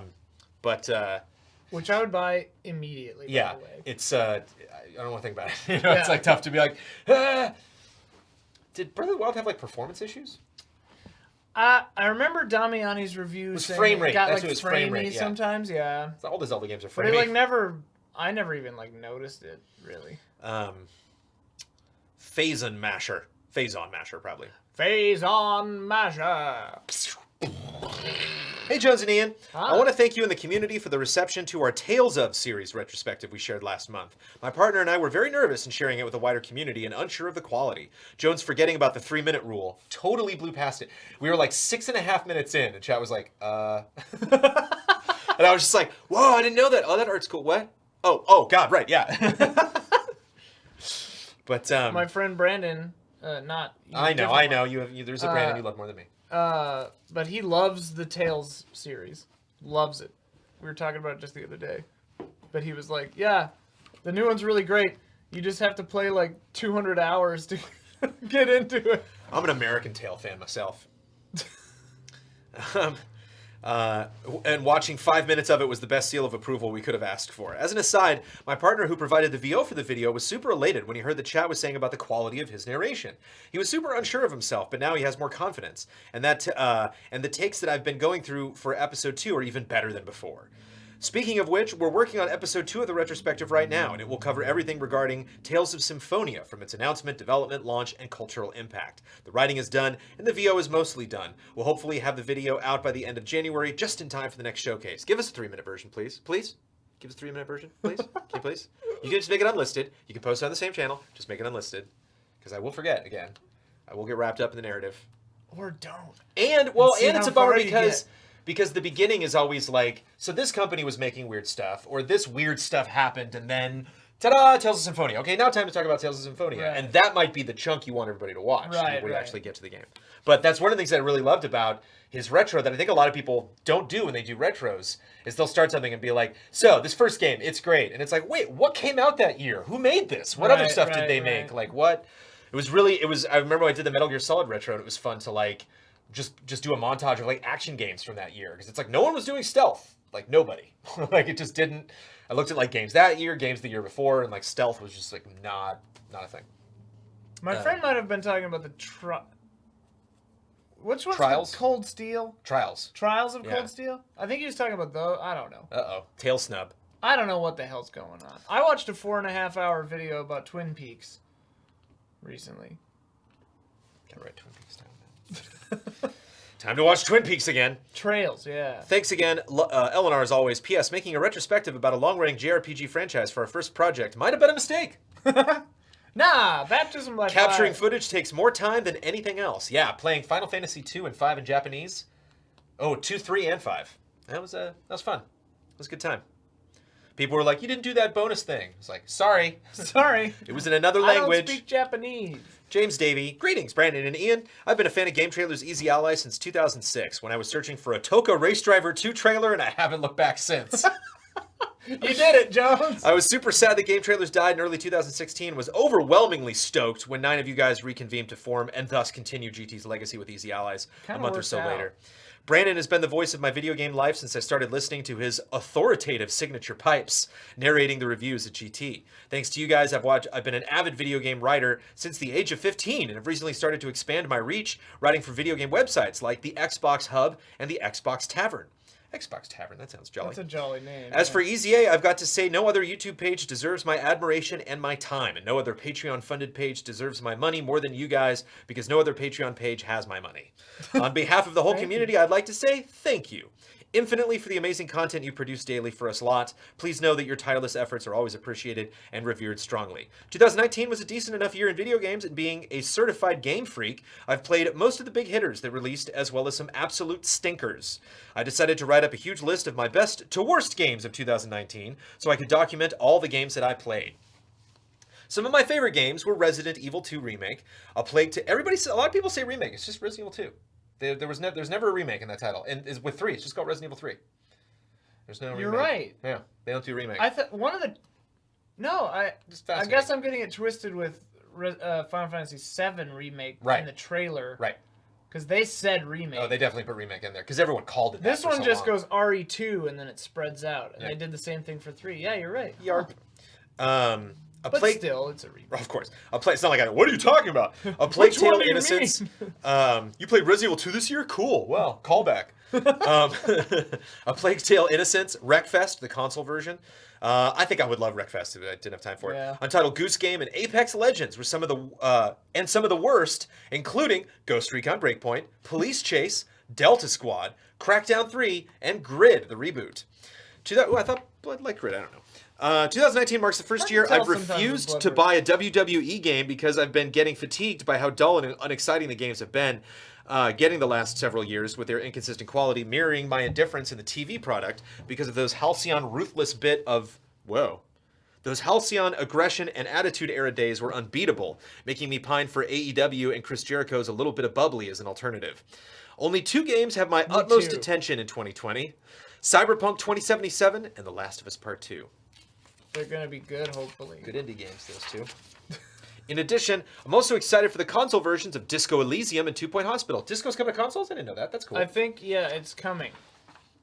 And you pretty much only play with a mouse, so I think it would work on a console. The thing I wonder is if they'll have you directly control the character, or if you'll still move a cursor and click. I haven't done combat yet in that game, so I don't know how combat works. With the I beat mouse it, and I don't think I ever did once. I just opened up inventory and saw like weapon. I was like, haha. Yeah. God, that game is crazy. That's a crazy game. Yes. We will have things to say about that game when we meet our goonies. I will agree that game is crazy. Uh-oh. Well, it's just fun. It's like an hour into it. And Amanda's like, how's that game? And I'm just like, you get back to me in another hour. You peel your eyes away from all the text and you're like, what? What is happening? That game is one of the craziest, this is what your character looked like avatars I've ever seen in a game. In the corner. Does that evolve? There's a narrative reason for that. Okay, cool. Yeah. There's one of the loading tooltips tells you how to pronounce like Revachol and everything. Oh, cool. And I was like appreciative of that because if we were to do a review, I'm like I could just snapshot that and give it to you. Be like, here's how you say all these insane words. Nice. Oh yeah. I also want to ask Ian about whether he has watched any French New Wave films like Breathless. Breathless is a blind spot for me. And 400 Blows. Also a blind spot. As well as what he thinks of them because he wasn't part of December's Q&A and he's the resident Easy A film guru. Or so we thought. Well, here's the thing. I've seen both. I know. I've seen their the ripple of French New Wave is so palpable in like cinema globally that I've seen the like results of those movies, but I've never actually seen those movies directly. But I need to. Lastly, can either of you two do a convincing Dr. Crabblesnitch impersonation? There's no way you know who Dr. Crabblesnitch is. I didn't know who Dr. Crabblesnitch is. I know who Dr. Crabblesnitch is now because I looked it up and was like, really? He's the principal from Bully, so I just always called him the principal. Oh. And I didn't know he was a doctor. But, I mean, like, no, like, you know, keep your nose clean or I'll keep it clean for you, boy. I mean, that's like my authoritative voice, but no, I can't. I listened to him again and was like, I don't think I can do a convincing. In that, if I was to do it, you'd be like, was that from somebody playing Bully right now? Huh? Hark? Peace, Dr. love, and respect. I just saw a clip of Mitch Hedberg doing jokes, and it was the bit where he was like, Dr. Scholl's wasted time going to medical school just to find out that cushions feel good on your feet. I would have bought cushions from a Mr. Scholl's. And I was just like, that's a good bit. That's a good bit. Yeah. Sad. Also, I'm curious to get your take on this. Are you a fan of the Oxford comma? Yes. Me too. Yeah. It just makes things make more sense. It does. I think we have a problem with miscommunication in this world. I don't think we should take things for granted. Yeah. That's all I'm saying there. Yeah. James is not a fan, and so I will not read this as peace, love, and respect. I'll read it as peace, love, and respect. Right. Miguel Menjivar. Hello, actually, Ian that Jones. might have been how they meant it. Since Maybe. Love and respect is but there's no way motto. to know. Because the Oxford comma is like an optional thing in our culture. But here's the thing. It destroys everything. If they meant it that way, then this is correct. If they meant peace as in goodbye, because it's the end of their comment, and love and respect, because it's our whatever, then there you go. It is our whatever. Miguel Menjivar. Hello, Ian and Jones. Greetings, chat. Happy New Year, my fellow allies. We're starting a new chapter in our life, and we are ready to start the hype train towards the new generation of consoles. Whether you like PS5, Xbox Series X, or whatever Nintendo does, this year looks to be a good one indeed. New Nintendo was first to the punch, man. We're in next gen. We are in. Yeah, Switch kicked it off. Switch is Gen 9? Sony and Microsoft got to catch up. Wait, is this Gen 9 or 8? How satisfying was it not to watch that CES presentation yesterday? We were all in pins and needles and Slack being like, don't do it, don't do it, don't do it. Yeah. He's like, here's our logo. Like, oh, phew. Yeah, that's the logo we would have guessed. Yes. I saw somebody on Twitter, like, literally, like, put the PS4 thing in like Photoshop and just like deleted 4 and then typed 5. And then like But here's the thing. I think it's the right decision and I appreciate it. Like, don't change it. I think they should have just showed it on screen and then have us be like, oh, they haven't showed that yet. Yeah, okay, whatever. But actually being not like, worthy of a reveal. Yeah. Our logo. Like, here it is. Be excited. I have a few objectives that I would like to fulfill this year. However, at least during this showcase, I just want to mention one that looks simple, but it is actually harder. I want to have a positive perspective or attitude towards different things about my life and stop going all negative, kinda, with things that have not even happened. Does that look simple? No. I don't think that's not. in my experience, that's one of the most difficult things for human beings to accomplish. One thing that Amanda has to deal with me, because I'm generally a chipper guy, you know, I imagine on the various things that we do. I have a thing called Sophie Walk depression. Like, where I'll, you know, Man and I will like have dinner together and like we'll watch a movie or something and we'll be chatting. And then it's like, you know, I used to do this at like midnight, but now I go to bed at 9:30 with the boy. And, or he goes to bed before, but I go to bed at 9:30 because I'm usually up at midnight or 1 to feed him. And, but I'll just be like, I'll walk Sophie real quick and I'll be right back. And then now I'm by myself. And now I'll usually play Galaxy Heroes a bunch, so I'll play like Galaxy Heroes a little bit and be like, no, there's nothing else to do. And then, yeah, either just thoughts will just invade my brain, or I'll check Twitter and I'm just like, oh yeah, don't do that. And then I'll like come back and she's like getting ready for bed, like, hey. I'm like, she's like, what happened? So I'm like, you just went outside. Life happened. So I should do a stream right after I should just pop onto Twitch and be like, hey, Twitch. And be like, who's this guy? What's up, chat? I would love that. There's part of me, Jones, we shouldn't do this. But because Jess was talking about, like, we should just do like a talk show where it's just whatever. And I was like, well, that was called Mandatory Update Nights. But it's like, now I don't trust myself to not just start like railing about politics or something on a show where we're like off the chain. Oh God. How soon till the whole world is destroyed? Yeah. Will we be bombed? Will we be burned? Why not both? Stay tuned for February 2020's Community Showcase. All right then. Back on track. You started this, Miguel. Something I notice about myself is that I usually tend to see things in a negative way and not the bigger picture. I don't know why I'm like this, to be honest, and it's bothering me so much that I want to change it because it will help me enjoy life better, to see other possibilities and overall worry less about things that might not even happen. To start this, I would like to mention some of the games in the past decade that had some kind of positive message for me. Mass Effect 2. Finishing what you started is the message here. No matter how hard your objectives are, as long as you bring people that trust you with you, nothing will stop you. That was this decade? Yes. Oh. That was 2012, I think. Wow. Or it might have been 10 or 11. Red Dead Redemption. It's never too late to correct your life. Maybe some stuff wasn't as you expected, but you can still fix your mistakes and learn from them. The Last of Us. Hope is a powerful ally. The world around you might look like it is ending, but there will always be hope that things will change for the better. Eventually. Yeah! Yeah! Trying. Yeah. The Witcher 3. How far will you go for someone you love? Maybe you'll go around the world just to find that person that is important to your life. Even if the trip is difficult, once you reach your destination, you will see that it was worth it. Persona 5. These are all your favorite games of all time. A lot of things are positive about this game. These games. But the message that I relate the most is that friendship is a beautiful thing, and those who you call your best friends will be there during the most difficult times. Breath of the Wild. The world is big. Don't be afraid to explore it and find the place you belong. God of War. The sacrifices a father will have in order to provide his child with the best life possible and teaching how to navigate through life. Not only these games gave me a positive message, but they were also some of the best games in the last 10 years. Well, that's everything for me this time. As always, I wish you the best. Amor y respeto, Miguel. And good luck, Miguel. That is a very, not only a brave thing to attempt to do, but a brave thing to discuss. What's it? Community showcase. I have a lot of friends. And A blisteringly personal community showcase. Yeah, I love this. Yeah. Well, like, I know people say, like, negativity is a real interesting thing because it's like a sister to depression, but it's also just like an outlook thing, and I feel like it's challenging to change your outlook on life. Right. And I think I wonder aloud, having not gone to, I'm not a psychologist, but like I wonder if negativity is a symptom of other things, or if it's just like an outlook issue.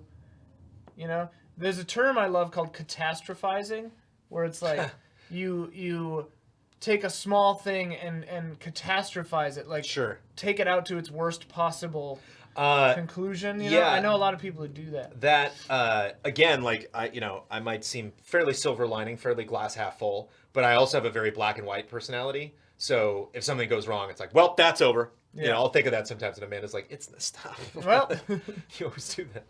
It's funny because people think I'm super negative all the time. That thing sucks. But I'm just realistic. I think no. I mean, The again, universe is a screaming nightmare, gang. yeah, I know. It's great. Watch Paddington 2 and again, it's really great. The point of the video where you turn everything back around to Paddington 2 is wonderful. And I'm very especially happy since that you like that video. and especially since like Paddington 2, everybody. Oh Like, my God, Paddington 2. Watch Paddington 2 and it'll help you on But your quest. I just did the same thing. Like it was just like Avatar: The Last Airbender for me, where I was like, okay, all right. My friend was like, and I was like, okay, all right. And I watched it. And was like, you were correct. Yeah. And Paddington 2 was the same thing. I was like, yeah, and like. It's funny because like I get so critical of everything. It's like I'm a critic, but it's also that's just the way my brain works. So I'm just like, wait, that didn't work or whatever. And it felt like anytime I was like, well, I don't know, that scene might have been like there was this like shower of hands just being like shh. And I'm like, but that one shot was okay. All right, okay. Then you just think about the moment when Brendan like, Gleeson gets the marmalade sandwich in his mouth and everything is fine in life. No, it's the window shot. Where he's at the window and like all the prisoners like yeah, this is the absolute best shot of the movie. Oh, Amanda and I rewound that the 4 times to watch that one phone shot. part? Yeah, Yeah. Where he's on the phone. Like Oh my God, I've never even seen Paddington 1. My dad, as a child, bought me a Paddington, like an official Paddington doll from London or whatever, and I still have it. I remember its little wooden buttons. Yeah, that's so good. Tomas Lara. Hello and Happy New Year! Here's hoping that 2020 will be a good year to everyone. I just checked my 2019 list of beaten games, and I can say that this is the best year since I returned to gaming. I played some of my favorite games ever, like Final Fantasy 4 to 8, Xenoblade Chronicles, Shenmue 2, Super Mario 3D World, A Link Between Worlds, and many more.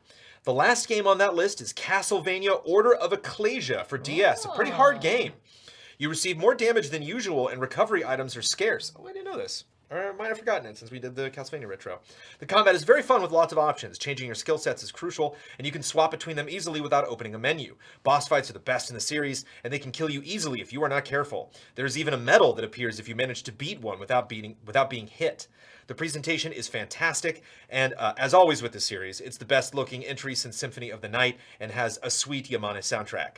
Overall, it feels like a swan song for 2D Castlevania. It's like the team knew this was going to be the last one in this style. Now, talking only about 2019 games. If they had...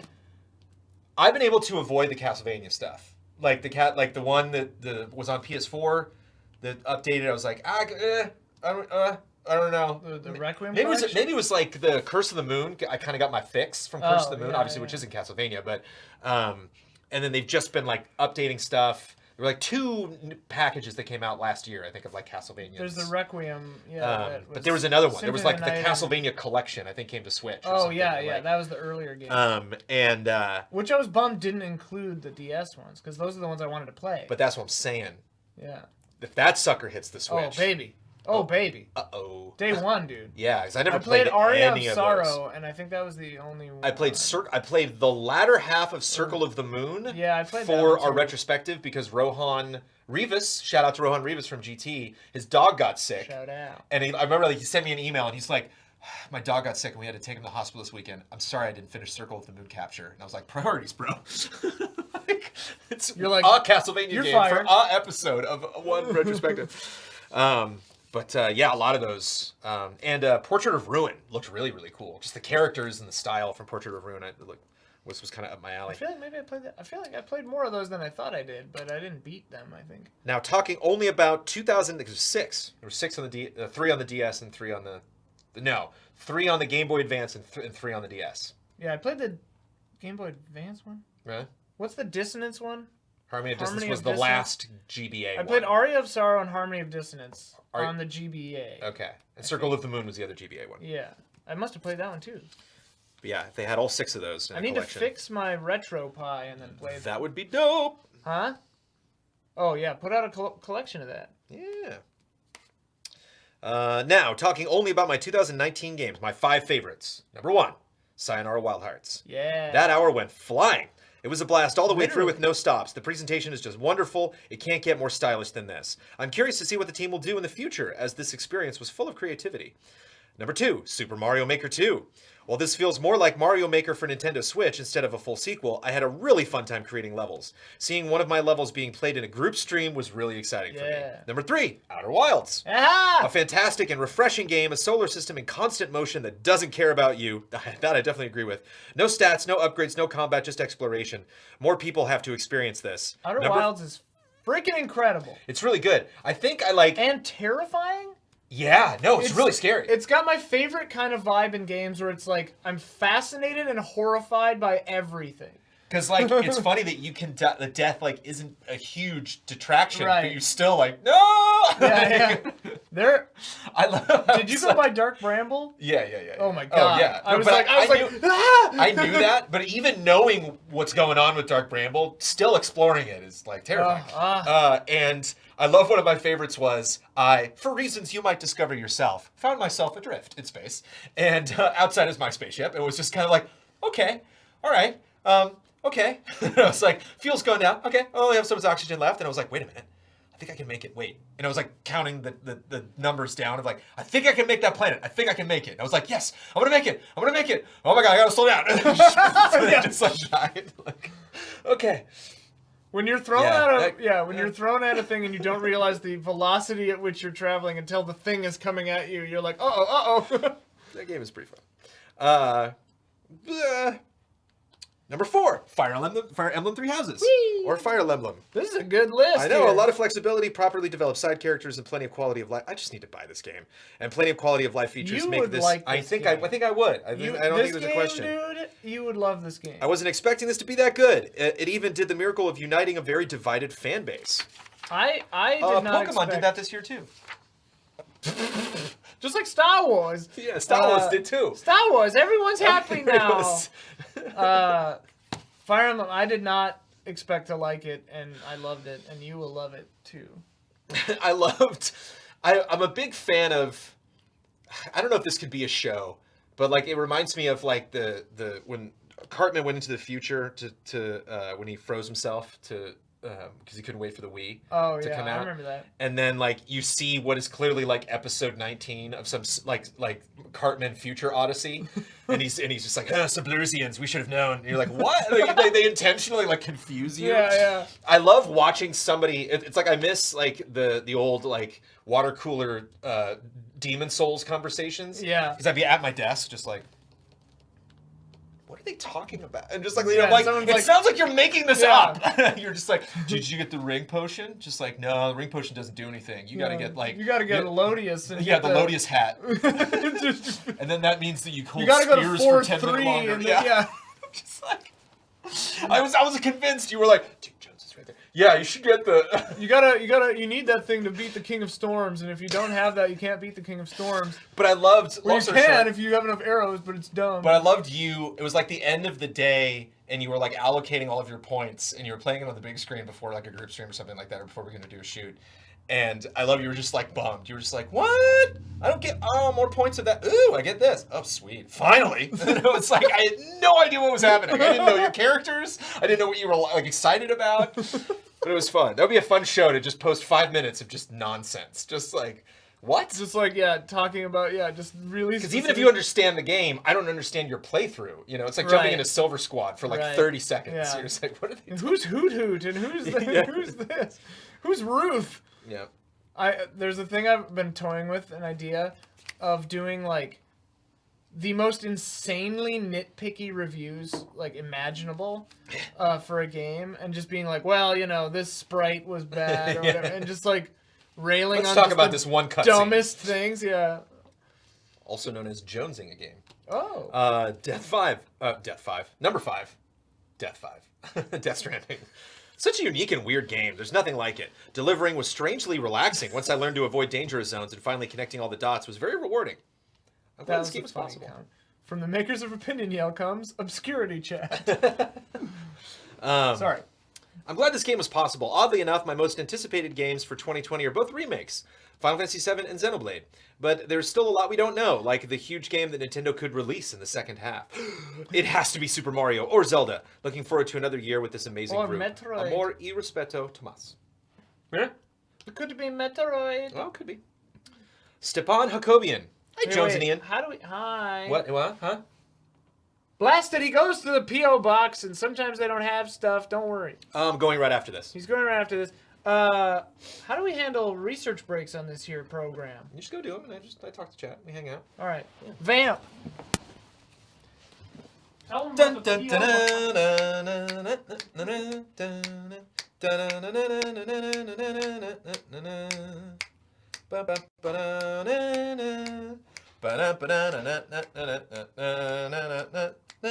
P.O. Any Jeopardy fans out there? We got only a couple episodes left with Trebek. What a class act, man.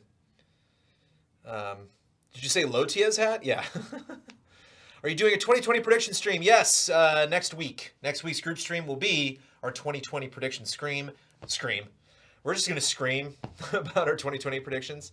And then, Jones, we want to know if you were going to open the gifts in the next group stream. Yes, we are. If they're there. The P.O. box is weird, but I'm assuming there will be stuff there. I haven't been there in a week. And our goatees will be the week after that.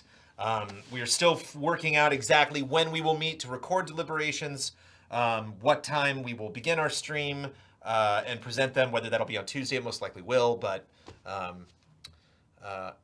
Alex Trebek is also an X-Files guest star. I don't remember that Alex Trebek, that X-Files episode. But there you go. S-Start says, there you go. Will Goatees and predictions be at an EU-friendly time, please? Maybe. Goatees will be longer, so it might start at an EU-friendly time, but I don't know if it'll end at an EU-friendly time. Plans for Pokemon Direct? No. Kyle made us aware of it, and Kyle wasn't that interested. Kyle's kind of like our barometer for, like, should we? And Kyle was like, eh. So, sorry to be dismissive of reactions to kick off 2020. Read any good anime books lately? I have not. Nor have I seen any good manga shows.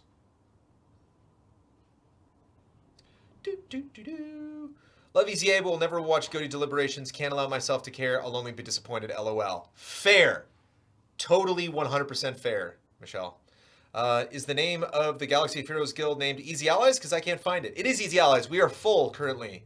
Maybe that's why you can't find it. I don't know. But yeah, just Easy Allies, regular spelling. We are at capacity, which is 50, which is frustrating. But what did Milo get for Christmas? What didn't Milo get for Christmas? Milo got clothes. We gave our relatives a handprint of Milo, and then they gave us a thing to put his hand in to make an ornament out of. So I love those. Those crossed in the night. He got the precious gift of life this year. Milo, still alive. He was born this year, right? But we, well, not this year. Well, 2019. Yeah. But funny thing about those hand press things, I was like, oh, this is so cute. Let's do that. That'll be great. And then we put his hand on it, and of course, nice. And of course, he's a baby. This is not something he really wants to do for an extended period of time. And so we have the hand on there, and he was just like, no. And she's like, harder. And I'm like, okay. So it's grabs individual fingers, Gah! And I'm just like, I'm not enjoying this. This little adorable his baby little bone is good print.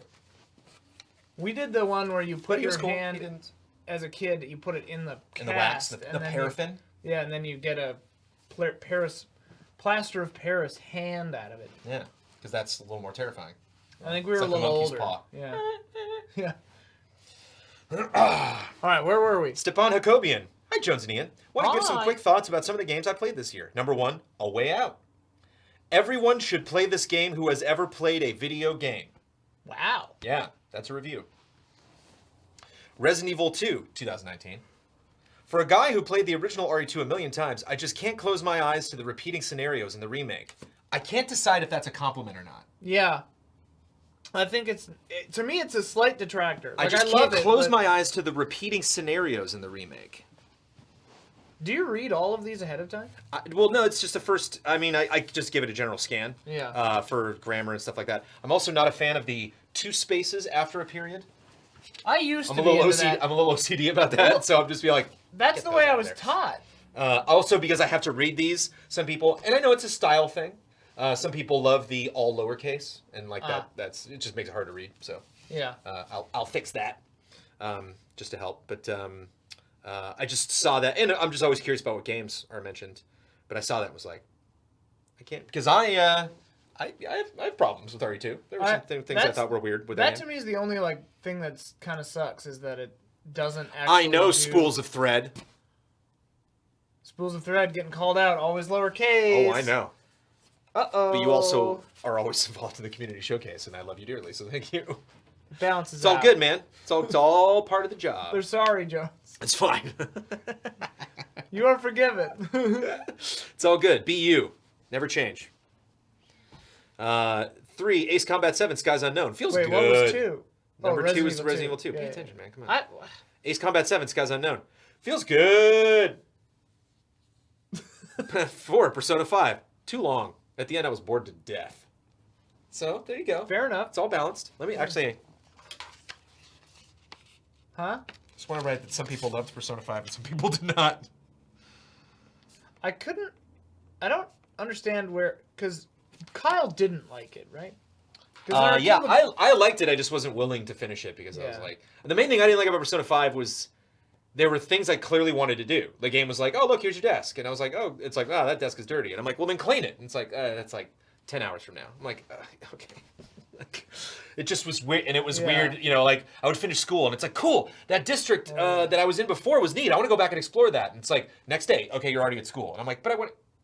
okay, all right. And I was like, okay, that story beat was cool, but, like, I'd like to go back to that coffee shop and it's like, the next day. And I'm like, like, it just was like... I get stressed out where it's like, the thing you get to do today is read. And it's like, that takes like an hour. You read on the train. It was like the Futurama episode where like time keeps skipping. And they're like, Yeah. oh no! But like it actually happened, but like you don't get to experience that time. I love that episode. And like I wouldn't necessarily even call that a flaw with the game. It was just hard for me to... You're that bubblegum Tate?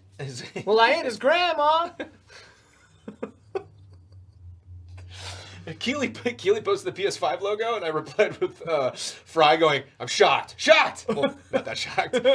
That baby got traction. Yeah, nice. People really, really like that. People love Futurama memes. I love Futurama. Futurama is so good. There's a line that I keep messing up that's like, put an ass in it, you crap. Is that what it is? Put your ass in it, you crap. It's something like It's that. it's mom. Mom says it, and then she slaps all three of her kids at the same time. And I misquote. I asked my friend Todd every time. I think it's put in... Cram a biscuit in it, you crap, maybe? Maybe Chuck and Tate. But I always want to say that line, and I never say it because I'm always going to get it wrong. Okay, fine. Because later she says, like, don't let the door hit you on the way out, because I don't want ass prints on my new door. So good. Oh, yeah, it's cram a Persona 5 in it. Not that. Cram a something in it, you crap. Just calling someone a crap is just really good. Anyway. You crap. Number 5, Grease. The visuals and the music are the reasons you should play this game. Number 6, Path of Exile. Dumped another 100 hours of my life this year. Another 100 hours. Oh boy. Frowny face. Hey. Play how you want to play. Number 7, Control. Quantum Break was a better game. Please don't hit me. I'm confused. Are these... they're not all positive or negative. They're just games that they played. I want to give some quick thoughts about some of the games I played this year. Yeah, so this is a list of games. Cram a bastard in it, you crap. The bastard is the word. The bastard is so good. Thank you, Profound Cram a bastard in it, you crap. She slaps him off. I mean, that just doesn't... Who writes that? You know, like geniuses. That, yeah. Literal science geniuses write things like that. Cram a bastard in it, you crap. And like, I think probably one of my most reflex Futurama lines is whenever I burn myself, I go, oh, fire indeed hot. Oh, fire hot. Oh. Professor help. Professor will help. Fire indeed hot. Number 8, Warhammer Vermintide 2. So yeah, bringing baby. it around. I was never an online gamer, but this game stole my heart. Yeah. That's a good one. Number 9, Children of Morta. Easy Allies. How did you miss this game? This is not the greatest game, but it is unique in its own way. It's an action RPG with a little roguelike in it. What's great about it is the characters in the story. It's a story about how a big family loses and wins in this game we call life. Was there some controversy about this game? And you play with most of the members. Jones, I wrote about this game which came out in September, but you did not read my comment. So I remembered the name Children of Morta. That's everything I wanted to say. Happy New Year version 2.0.2.0. Remember, if I missed your comment, you can always drop it again. You can always double cheeseburger comment the next month. Double it up. Oh, no, I want double cheeseburger. I'm getting a little. We getting tacos after this? Yeah, we're breezing right into lunch. Actually, I gotta go to you gotta go the to market. I P.O. gotta go to box. P.O. box, People clearly. screaming at you. Gotta go to that Poe. Juan Roland Jr. Hola, Ian and Brandon. Hola! Hola! At the beginning of 2019, I decided to follow Huber's recommendation of keeping a list of games I'm playing and make sure to note the things I abandoned as well. Yeah. I thought it would be fun to look back and convert the list into 2 different stats to see how it panned out. From a total of 74 games and 6 DLCs, where dropped games are the ones I won't return to, games completed, rest dropped 78%. DLC completed, 83%. Shovel Knight DLC 1 is the only one I didn't care to finish due to playstyle. Most time spent on a completed game, 140-ish hours Dragon Quest XI on Switch. Least amount of time on a completed game, 1.5 hours. 3-way tie Sayonara Wild Hearts. between Sayonara Wild Hearts, Kamiko? K-A-M-I-K-O. And Hook. Donut County? Hook. Like Super Nintendo Hook? Whoa. I happen to know that's longer than an hour and a half. Maybe it's not. It's a good game. What's Kamiko? Hook for the Super Nintendo. I don't remember this game. S.J. Mampler is a fan. List of abandonment. Myself. No Oh. boy. Most time. Hook might be a mobile game. That is a puzzle game. Most time spent on a dropped game, 20 hours, tied between Octopath Traveler and Kingdom Hearts 3. Least amount of time spent on a dropped game, 1 hour, Fear Effect Sedna. Yeah. Oldest game completed, Double Dragon 2 The Revenge from 1998. Newest game completed, Pokemon Shield from November. Highest number of games played from a single publisher, 9. Devolver Digital. That Devolver Digital, man. And their weird lineup. They just put stuff out and they're all fun, kind of, usually. Most games played from a single franchise, tied between Banner Saga Trilogy and SteamWorld Dig 1, 2, and Heist. Yeah, baby. SteamWorld Dig. Shout out. Biggest heartbreak of 2019? SteamWorld Quest. Yeah, I did not. I'm like, oh, I'm good. I mean, I love those guys and I love all their stuff, but yeah, I was just like, okay. Okay.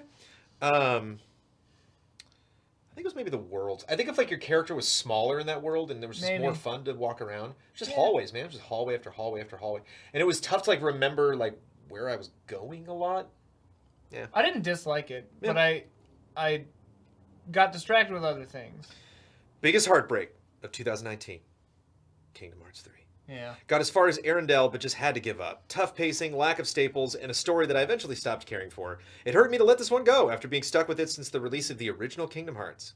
Biggest surprise of 2019? Dragon Quest XI's Echoes of an Elusive Age. This was the first time I ever played a DQ game, and I fell in love with it instantly. I did too. I really had fun with that game. When the demo was made available, I'm tempted to play Dragon Quest VIII, but yeah, I don't have time. Better music. When the demo was available on the Switch, I decided to give it a shot, and I was surprised how it's basically the game itself up into a certain... When the demo was made available on the Switch, I decided to give it a shot, and was surprised how it's basically the game itself up until a certain section. Oh, the game itself, right. Yeah. 12 hours into the demo, I knew I had to play the full game. The amount of... Wait, 12 hours into the demo? Yeah, you can just, like... And you keep your progress, right? Yeah. Okay, because that would be a nightmare if you had to redo that. The amount of small quality of life additions make the passage of time so easy to deal with. I haven't dived into an RPG like this since Final Fantasy VII back in the late 90s. To top it all off, I was given the gift of meeting Sylvando, who has to be my favorite game character of all time. His charm, attitude, and intrigue had me coming back for more. I would easily play the game based solely on him. I'll end this here, but also want to thank you both, along with all of the other allies, for doing everything you do. I'm afraid to even look at the number of hours of EZA content I've consumed in the last 12 months, but every single second has been worth it. To another great year, amor y respeto. Juan Roland Jr. Thank you, Juan. Yeah, I remember like the first trailer coming out from Dragon Quest XI, and like Sylvando popped up, and I'm like, oh, that guy's in my party. I think I cut the review for that, and Ben was like, check out Sylvando. And I like watched all the clips of Sylvando, and I was like, this guy rules. Even when I got to the first town, they're like, oh, the circus is in town. I'm like, yeah, it is. Yeah, it is. Here we come. Goldilocks. Hi, Jones and Ian. Hi. Cutting it pretty close with my entry this month because I was hoping to finish Death Stranding first, but this finale is taking a lot longer than I expected. In lieu of that, I'll talk a bit about Jedi Fallen Order and then move on to my end of year's thoughts. When Fallen Order was announced, I would be lying if I said I was excited. EA had so thoroughly de-hyped me on their Star Wars output, so I had a lot of skepticism pre-launch. It was also a bad announcement. Yeah, it was a really bad announcement. Somebody recommended the Fallen Order launch trailer for Best Trailer of the Year, and I was like, I'll put it on the not on the nominee list. I'll put it on my big list, but like, nah. You heard me? Nah. Yeah, none of their trailers were good, I thought. And also, yeah, the first I didn't see their launch trailer. I've yet to watch it. dude it's whose in the name I essence can't of making remember my way just slow like through that list. sitting there talking during that event? Remember that? Yeah, no, that was their launch. Yeah. We had to watch all of that to watch like a mostly cutscene trailer. Wasn't it Andrea? No. No, Andrea hosted their E3 stuff, not this last year, but the year before. Greg Miller she was going to host it this year. And It cut to someone in the crowd talking to the dev, and he just said, "Yeah, it's going to be called Jedi Fallen Order." Oh, that was at E3, yeah. Yeah, that's what I'm talking about. Yeah, That that was was like the announcement. Not last of E3, but the one before that, yeah. that game. Of the title, yeah. Yeah. Well, the announcement was them playing with lightsabers on a green screen stage. Or right. You know? And being like, yeah, we're making a Star Wars game. We're None like, of okay, that cool. was good. Yeah. Yep. When I heard y'all talking it up so much, I decided to give it a chance. I am so happy to be wrong. Fallen Order won me over early on with an immediately engrossing story. The endearing cast made it easy to be invested in everything that was going on, and I loved the world design. BD-1 is my favorite droid by a long shot. I would die for them. This is exactly the game I needed after Episode 9 left me pretty sour. It concluded a year in which I finished more games than I ever had before, with my total coming in at a healthy 32. 2018, on the other hand, I finished 20. I tried to get as many big new releases as I could, but there was definitely a lot of older games that I was catching up on. My goal was to diversify the types of games I was playing so I wouldn't get burnt out. So for every Witcher 3, there was a Sayonara Wild Hearts. This was the first year I finished a horror game, RE2 Remake, and then I finished a second one, The Last of Us. I dabbled in tastes from yesteryear with Kingdom Hearts 1.5, Katamari Rerolled, and Link's Awakening. Nice. I played Katamari Rerolled on Switch, it's great. And I even fit some small games after Easy Allies talked about them, such as Where the Bees Make Honey, cool but forgettable. I think Blood talked about that. Oh. And Gorogoa. Gorogoa!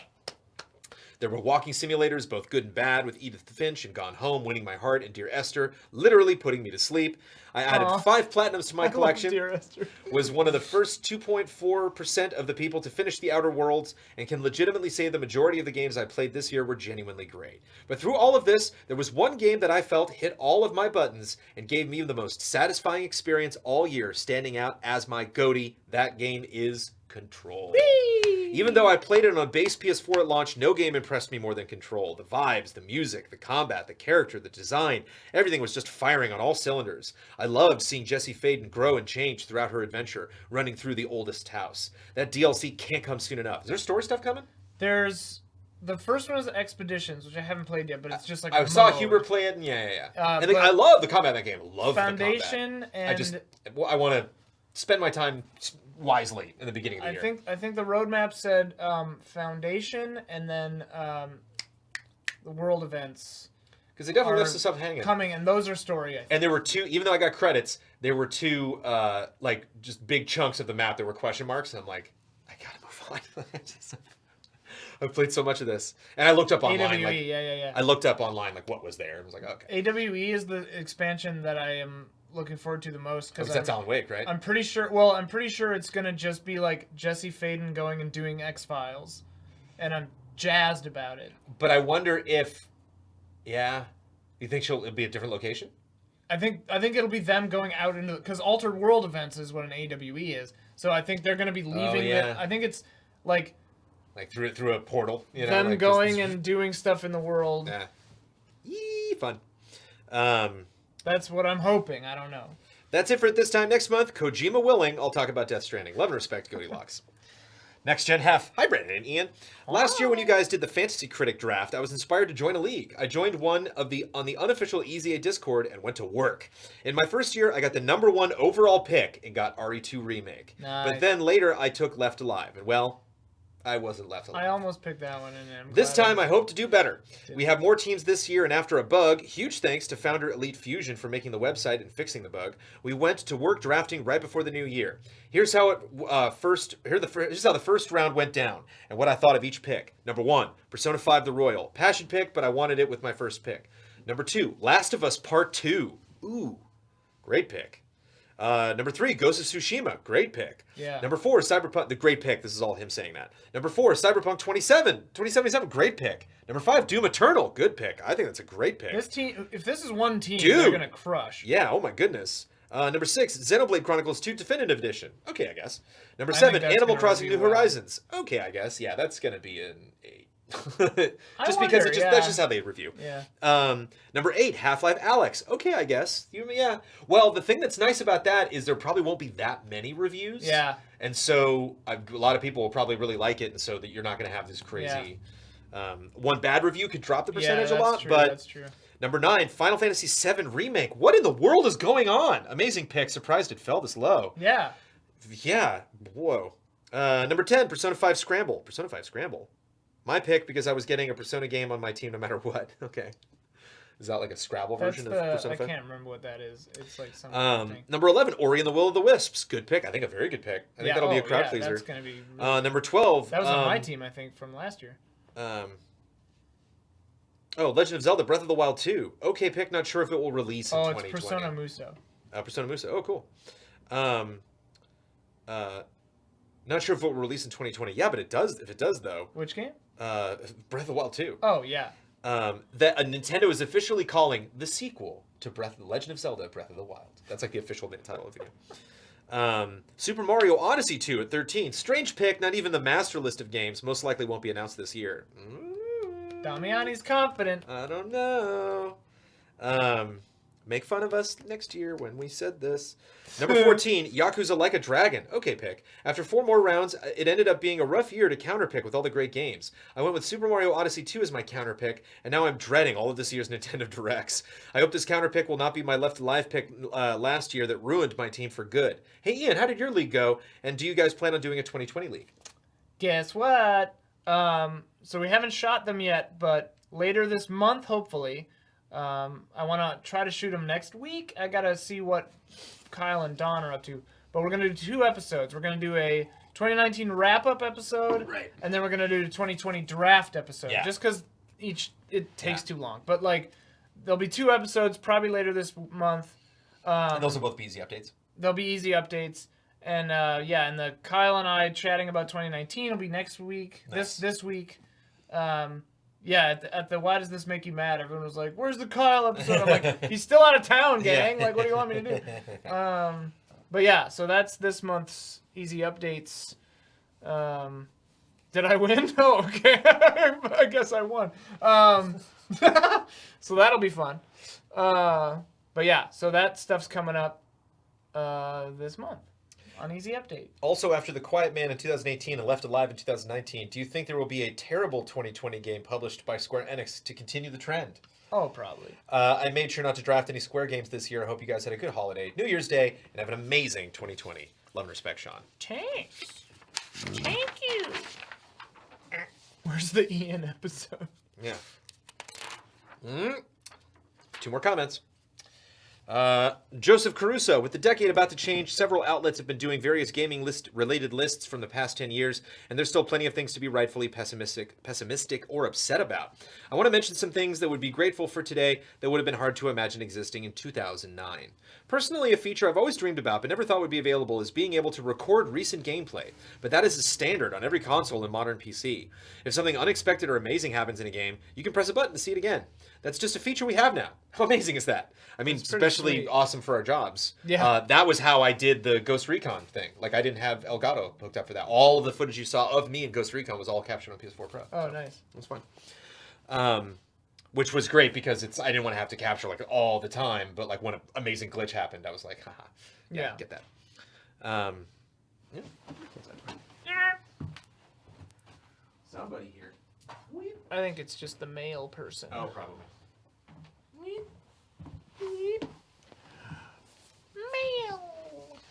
Mail time. We have 1-to-1 motion controls with accuracy down to a millimeter, and that's all of the magic that is modern virtual reality. Graphics have gotten significantly better, and if you don't agree, go ahead and look at almost any AAA last-gen video game right now, compared to one that was released this year. Heck, compare Gears 5 to Gears 4, both running on Xbox One X. Do it right now, except don't Crackdown 3. Don't do that again. Then slap your brain for thinking the visual improvements were marginal. Many gimmicks like Kinect and Amiibo are basically dead. Those absurd $10 online passes that tried to curtail used games are long gone. Deals are as absurdly good as Xbox Games Pass exists, exist, and now on PC as well. Think about the growth and popularity and financial success of the industry these past 10 years. Games like Minecraft, Fortnite, and Pokemon Go took over the world, and even a lovable indie as tiny as Undertale became a phenomenon. It feels like almost every genre, no matter how niche, is being catered to. There's more diversity in the industry, better representation in our media, so many video game sequels that even the most dedicated fans had assumed never happening have released or are right around the corner. Could your 2009 self imagine shows like The Witcher or Castlevania existing? TV quality is in general is at an all-time high. Yeah. The whole video game industry has grown up. Seriously, watch the jaw-droppingly awkward VGX from 2013. Now we have the TGAs instead, the GAs instead. A lot of people still call them the VGAs, but it's just the Game Awards. And E3 is downright classy compared to what we used to tolerate. Oh, right, and Nintendo Directs exist. I still would love to go to a E3 from like 2004 or something, like before I was in the biz.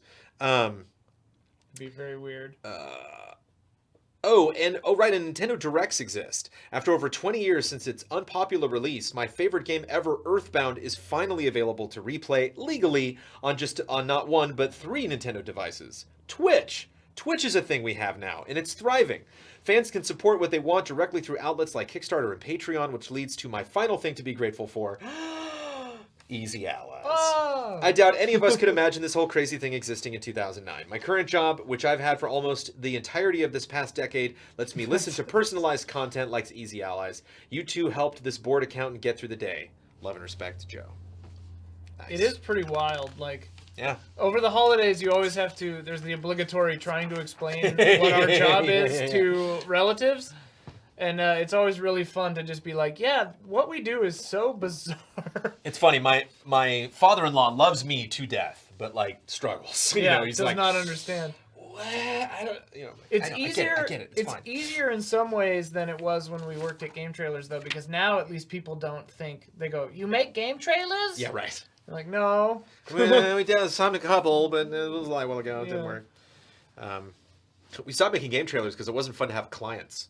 Yeah, that was like the main thing. It was like I've cut after like approval 25, we were like, let's not do this anymore. Let's not do this. Put that shot back in. No, not that shot. That other shot. No, wait, I did mean that shot. Okay, no. What shot did we? Yeah, put that in. Can we make that title purple? Like, oh my god. Can we do this thing that the game literally doesn't have? Do that. It's like no. Jason A. Sackle. It's 2020. Let's try something different this year. Gonna stick to being positive. Hey. Call it the 2020 rule. The new year, new me bullshit, I guess. Why not? Off to a good start. So since this is going to simply be positive, I'm going to try and not make this completely boring. Anywho, last month was a lot of moving and visiting for me. Visiting home for the holidays, so I didn't get any gaming done. I did, however, marathon all the Star Wars movies with my brother leading up to seeing the latest movie. It would be fun to talk about anything, but going to stick to the 2020 rule. Right. Thought Mandalorian was good. The first 5 minutes of that the first 5 minutes of the last episode may be my favorite scene in any Star Wars. Very good scene. Mandalorian is really good. Very good scene. If anyone wants to watch something really good and amusing that is streaming, I suggest John Mulaney and the Sack Lunch Bunch on Netflix. I'm very tempted to watch that. My sister was talking up John Mulaney. I just watched the new one by Mike Birbiglia, which is really fun. It was especially fun because he talks about babies, and also talking about babies and births and all that fun stuff was Seth Meyers' special on Netflix, which is not very, I think it was in 2019, but I knew both of those were kid-oriented, so I wanted to watch them and enjoyed both a lot. Birbiglia is a lot more, though. It was on Broadway. Birbiglia. Right. Oh, also Taskmaster is a great show. They have been uploading the episodes on YouTube once a week. They're on YouTube now? Greg Davies hosts. It's hilarious. It's been recommended to me several times, but I wasn't sure how to see it. Probably should talk about something video game related, I guess. I have a lot to talk about next month. Got Death Stranding for Christmas. Excited to dive into that one. The final bit of DLC for One Piece World Seeker came out. They've done a great job with the story bits, so looking forward to checking that out. Love what they did. Love that they did an original story instead of rehashing bits from the comic. Oh man, One Piece right now. My brain just drifted and started thinking about this week's chapter again that I have to reread it. I cannot put into words the emotion this chapter made me feel. It truly feels like it is wrapping up well. I'll leave it at that in case someone listening, watching hasn't had a chance to read it yet, I guess. Maybe just ending a particular arc. Yeah. I'll leave. Blah, blah, blah. A question had popped up that if I could erase any piece of media from my mind to be able to experience it for the first time again, what would it be? It's One Piece for me. That is a tall order. Tallest. I can't think of any other piece of media that comes close. Broken record time, but if you haven't, read the series. Yes, it is daunting, but it isn't too late. A chapter a day, you'll be caught up in about 3 years. Figure chapter 967 came out today. Maybe like 43 chapters come out in a year. I don't know, too tired for math. Kind of like how exercising is just is like just put in that little bit of time. Get those crunches in, 10 minutes a day. All chapters are available on the Shonen Jump app side for like $2 a month. So you don't have to buy all the volumes or anything. That's it. Read One Piece. It's amazing how well done something can be when the creator has a clear vision, maps out a story, makes every character feel important, and puts so much care into their work. You hear that, JJ? Oh, jeez. Sorry. 2020 rule. A lack of passion, I don't think, was the problem. If there were problems, if you agree with episode 9. Speaking of problems, I'll be right back. Now I have to vamp. Yeah. Yeah, sorry about that. That got really loud. How's everybody? Oh yeah, I gotta watch the new Doctor Who special. Doctor Who. I love her as Doctor Who, but I didn't love like any specific episode of last season. Love that PS5 logo. All about it. Oh, thank you. I recently tried Pros, the hair stuff where they like you fill out a quiz and then they give you like a personalized I'm glad. Okay. They give you like personalized what you call it. But then my skin got all weird, but I couldn't tell if it was from that or something else. So then I put all the products on my arm. Yep, looks like I reacted to one of them. Which one was that? That's either the shampoo or the pre-shampoo mask. But I'm definitely allergic to something in one of them. Aw. You probably can't see it, but I've got little bumps here. Oh. So that's a bummer, because that was like $88. I have really sensitive skin.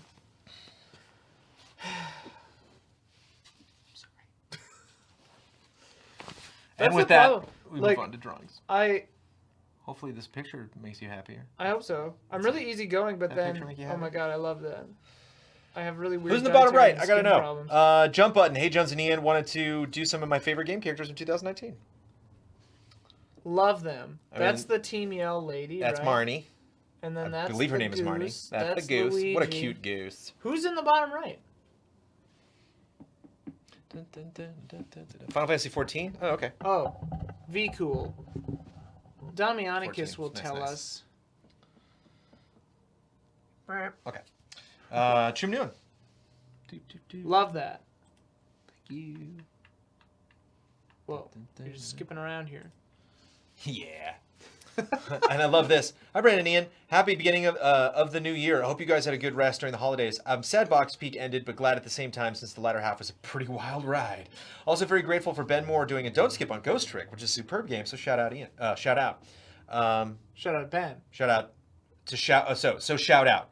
Ian. Oh, Thank you and Jason and Huber for Mysterious Monsters. It's such a good show that I look forward to every month. Here's some Thank stuff you. I drew for this month. 1, was surprised the croc was bigger since I only saw it in battle and know near nothing about Pokemon. I love So my- you in this for picture, alligator. Jones. Yeah. Yeah! I know that Kyle's just pissed. Yeah. But losing points for Tootsie being drawn incorrectly. See, don't know what that means. Number 2, a traveler. I like this. Very cool. Because I love it. Chum Nguyen just like draws people. You're just like, yeah, this person. I love But it. it's one of the things I love about hiking when you're just like, hello. Like, I Yeah. love people watching, and it's just fun to like. I just bought. This is so dumb and nerdy. Yes. I've been in the backpack hunt, and I bought a backpack last night. I finally got one. The company starts with a C. It's got like a llama as the thing. But the cool thing is they have 2 versions where they have their normal one, the 35-liter one, and then they have one called Del Dia, which is all made by reclaimed Cool. parts of Neat. from other factories. Cool. And so it's like the colors are all random. Cool. I'm really excited, and they seem like good backpacks. So hopefully it's good. Yeah. Good camping equipment and good exercise equipment. Yeah. You know, it's like feels good. Even just new if it's not like you don't spend a ton of money on it. But Cotopaxi, yeah. Oh, nice. But I just love. We took Sophie and Milo on a walk. Had him like on the backpack in front of me. I just went on a hike. And Sophie like loves a hike so much, and she has like a little backpack that she puts on, and people just love Sophie when she comes up. They're like, "Oh, she's got a little backpack." We're like, "Yep." Sophie has a little backpack. Yeah. Oh and my like, god. 5 minutes go later, she's got a little backpack, and we're like, "Yep." I miss Sophie. She carries her poop around. I know. I should bring her in. I miss Sophie. It was great to see Milo. I love Yeah. babies. I love dogs. That was fun. I really love everything. I really enjoyed me feeding him on the couch, and you coming in the refrigerator and being like, "Hey, Joe." I was like, It's a baby. Anyway. A traveler. I should not get a kid. Yeah. I don't want a baby at this time. Number 3, just a dude who is in a brawl. Nice. And number 4, just a dude doing a pose. Number 5, colored version of Kazomi. That I submitted on Box Peaks Art on the final day. Love it. Love it. I love Kazomi. Hey, wait, was Kazomi the name that Huber shouted in the bathroom at Defy that one time too? No. I also love we have a friend that loves a wine called Mayomi. Oh, it is a nod to that? Oh, it is? Oh, that's funny. Yeah. I didn't know that was a nod. That's brilliant. But we have a friend that comes over sometimes and brings wine, and she always brings Mayomi, and every time I'm like, Mayomi! Thanks, Mom's Secret Recipe. Yeah. Oh yeah, synth streams. I'm gonna start those up. Woo! I got the visual synth I needed. So many teases. And then, yeah. I have to find out. I want to do them on Monday because of Modular Mondays, but we're doing a big meeting on Monday, I think. Number 6, yeah, Christmas is time to spend with the family, but this guy, I don't know. Doesn't look like. Is that you? Christmas. I can't. No. It's like you and 2 random kids. Yeah. I hang out with the kids. Number 7, last one I did in 2019. Boom. Wrapping it up. Looking back at the year. And yeah. Oh wait. Oh. Is that you? No. That's not. Yeah. Jill. Number 8, the Master of Unlocking. Yes. Dun, dun, Dude, dun. Jill's looking good. That model Yeah. looks good. And that's like 2 months away. Oh my god. So crazy. Love the hair. Very cool hair. And a cool top. And number 9, wanted to try something different, so made her hair like that. Personal goatee, Resident Evil 2. Love and respect. Cheers, Tojo Engi. Thanks, Joe.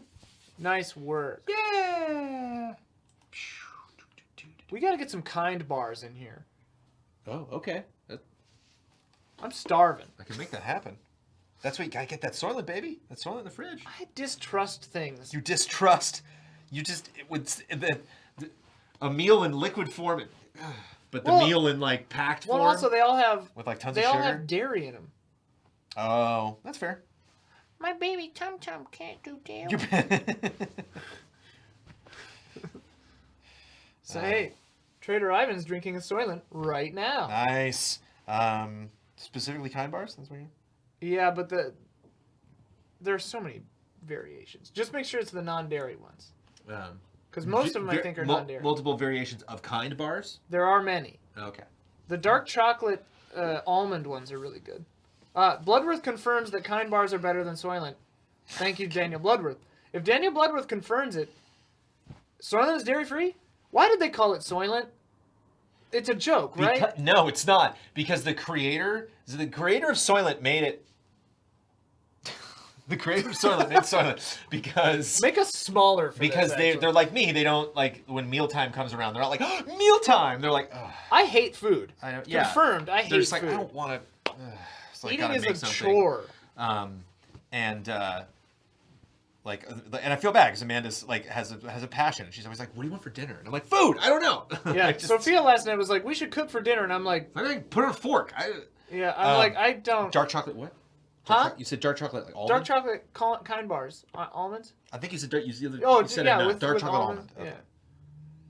And then there are a few versions of that, like salt, whatever, mint, whatever, cocoa nuts. Here's the deal.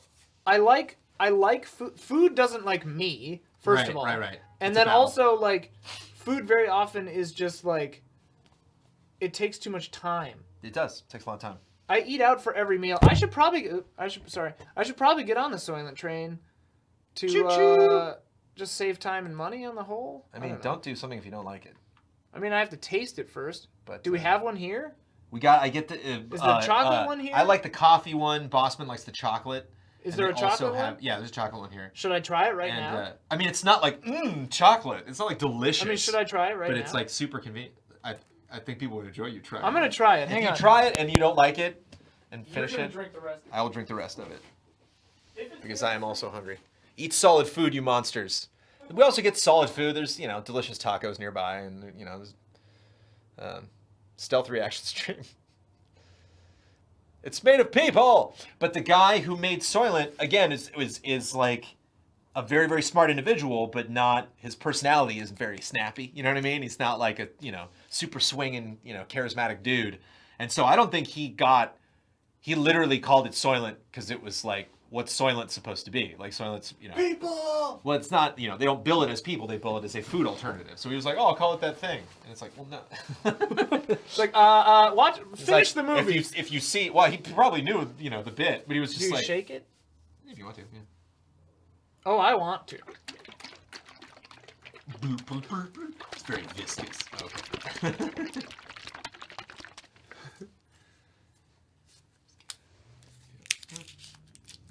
What a man. I know, I open it so much. And then you open it, and then you want to drink it right away. You want to start drinking it right away. Oh, I gotcha. Twice. Okay, there we go.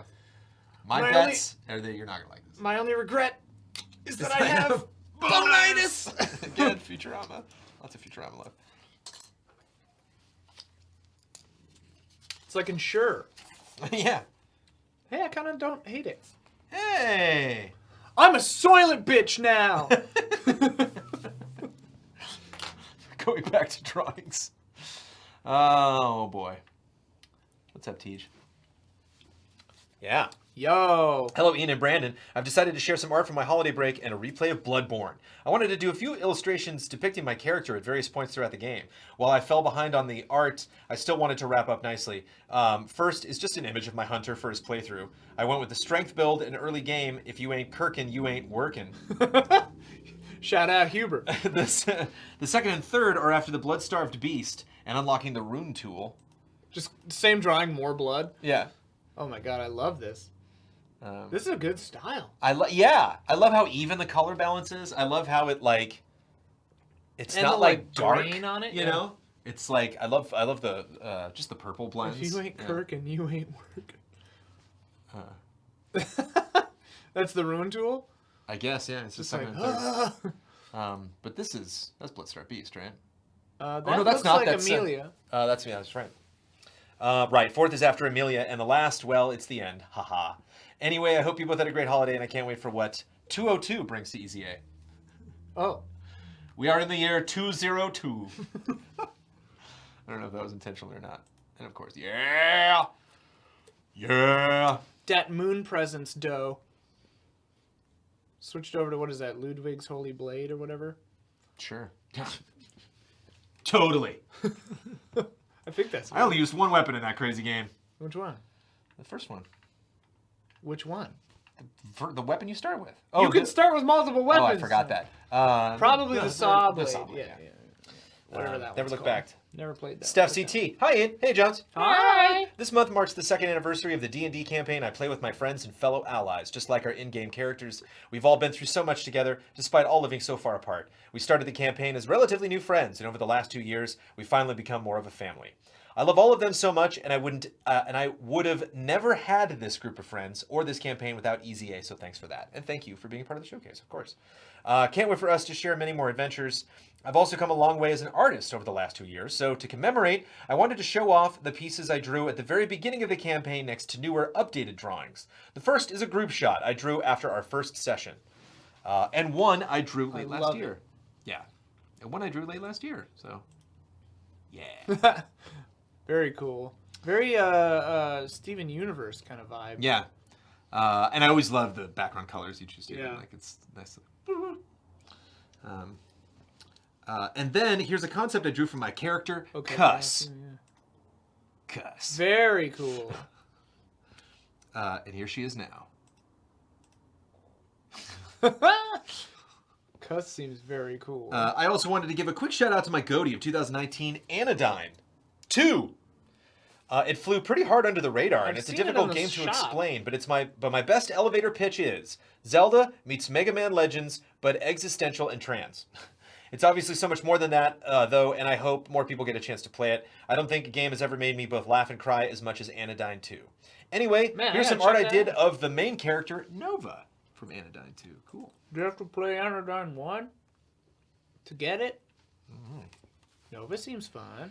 That's all for me. Apologies if I wrote too much. No, again, if you keep the writing geared toward... I am going to slap somebody's wrist coming up. Somebody's just... Foof. Foof. Foof. You got a foof on a Jones. I say. I just booked my tickets for year 4, and I can't wait to see you two and the other allies again. I can't to see you as well. As well as all my friends in the community in March. Love and respect. People are talking about it, and I don't want to think about it too much because it's 2 months away. But talking about what? And I'm excited to plan it. I'm excited to talk about what we're going to do. I'm excited to pull it off. I hope it works. I'm not excited to spend that money on it, but... I hope it works. I do hope it works as well. Have we told them the ticket price? Free! I think I have, yeah. No tickets It's this year. free. No tickets this year, everybody. We never really recoup any money anyway, so screw it! Yeah.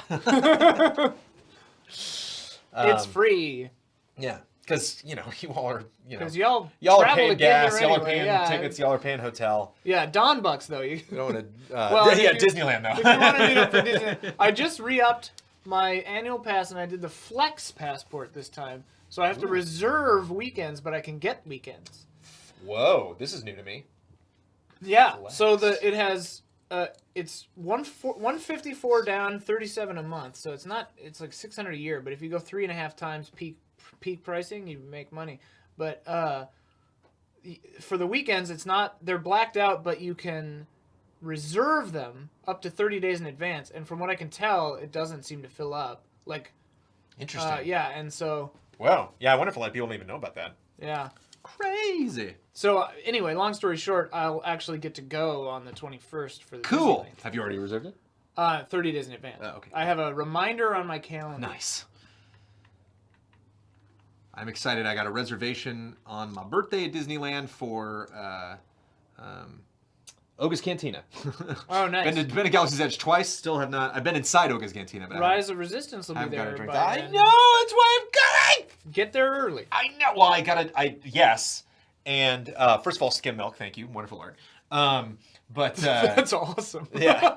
There's a theme. There's more coming. There's some we woke some up fun at 5 creepiness. a.m. to get on Rise I know. of Resistance. I will get up at any old time. It opens on the 17th. I'm going on the 20th, and so I'll know by that time what's going on. What do I need to do?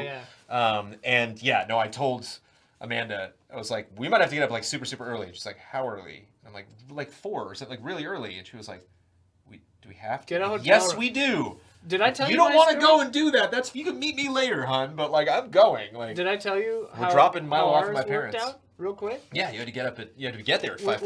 We got up at 5. We were there at 5:30 something. Then we had to get our tickets because we didn't have them yet. So we went to guest services, and there was a line of hundreds of people. So we were like, all right, we're screwed. We thought we had to go to guest services and then go there. Yeah. The guy, Les, shout out to Les at Disney World, Hollywood Studios, but he was, things weren't working right. We had weird tickets, multiple days. So he was taking a while, and he was like, oh, sorry. And then he was like, are we demarcating people? And we were all like, what does that mean? And someone must have said no. And he was like, oh, I thought we were. And you have to get a boarding group to get on the ride. And so halfway through, he was like, check the app, see if you can get a boarding group. And we were like, we're not in the park yet. You have to be checked into the park to get it. And we tried it, and we got it. And then he was like, okay, good. And we were like, wait, did you check us in? And he was like, yes, it worked. And so then we were boarding group 20. So we got on the ride at 7 a.m. Wow. But but anyway, then he had someone else just take us in front of the line, and we went right into the park. So we went right into the park, got on Smuggler's Run with a 20-minute wait. By the time we got off it, there was a 95-minute wait. Wow. And then we just walked over to Rise of the Resistance, waited for an hour, got on it. It was amazing. It was so good. And then what we thought would take us all day was no problem at all. But the boarding passes were all gone by 8:30 a.m. If it doesn't work that well for me, I'm going to yell at you. Yeah. Happy New Year's to a whole lot of you. Ian and Jones, I hope both are well. 2020, baby! This is going to be the year I try. Whoa. I had some recent success with my artwork. I got published. The book is called Chasing American Monsters, Creatures, Cryptoids, and Beasts. Oh my god, yes. With the Oxford comma, thank you. I didn't write it, but I got to draw one of the monsters from each state. It's a humble beginning, but I got paid to draw monsters. That's awesome. What's it called? Chasing American Monsters, Creatures, Cryptoids, and Beasts. Chasing American Monsters. Yeah. I'm all about cryptids now. Because Cryptoids. Well, they're also called cryptids. I got a game called Cryptid for Christmas. Nice. And also a certain RPG I loved from this year features some cryptids. Ooh. But I won't spoil you. My 10-year-old self would fist pump the air if he knew. So I thought I'd share a few of my favorite monsters from the book with the allies and a few pencil drawings from my game that I think Ian will enjoy. Thank you kindly, allies. Game is in quotes. I'm not sure why. Thank you kindly, allies. I don't show my work too often. You've been a wonderful outlet for me. All the love, all the respect. To you all, love, Skim Milk. Skim Milk. Yeah. Oh my god. Tennessee White Screamer. That thing is That's not horrifying. how they talk in Tennessee, but I just think, yeah. That's a Tennessee accent. I don't know. He look, he wants to be our friend. He's like, the nails digging into the floor might be a little. Ugh. He's like dry humping Tennessee. All right, moving on. Of course. Good old jackalope. I figured he was like pretty tame with the jackalope. You know, he could have made the jackalope. He could have put some scary teeth in there. I think it looks pretty weird. The New Jersey Devil. Yeah. He's been working out.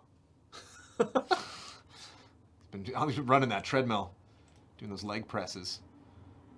Oh my god, I love that. Yeah, how great is that? He's like holding up a lamp. I know. Is this from the book or is this just one? This is from his quote-unquote game. Yeah. I love the colors. I know. There's a lot of colors in The there. colors, Duke. The colors. Man, your style is sick. I know. I love the eyeballs. Like H.R. Giger kind of vibes on this one. Yeah, but just like so much detail. I love the color. You know. You should juxtaposed with the black and white. And you of should course, do art for Jeff Vandermeer. Yeah, this one's great. Skim Milk popped up last month as well, and did a portrait similar to this, just like generally in proportions, and like the eyes also were just, like, your eyes are very cool. I want to be Love this the lady. skull at the bottom. Yeah, Halloween costume. Get on it. Yeah. Everyone will be like, "What is that?"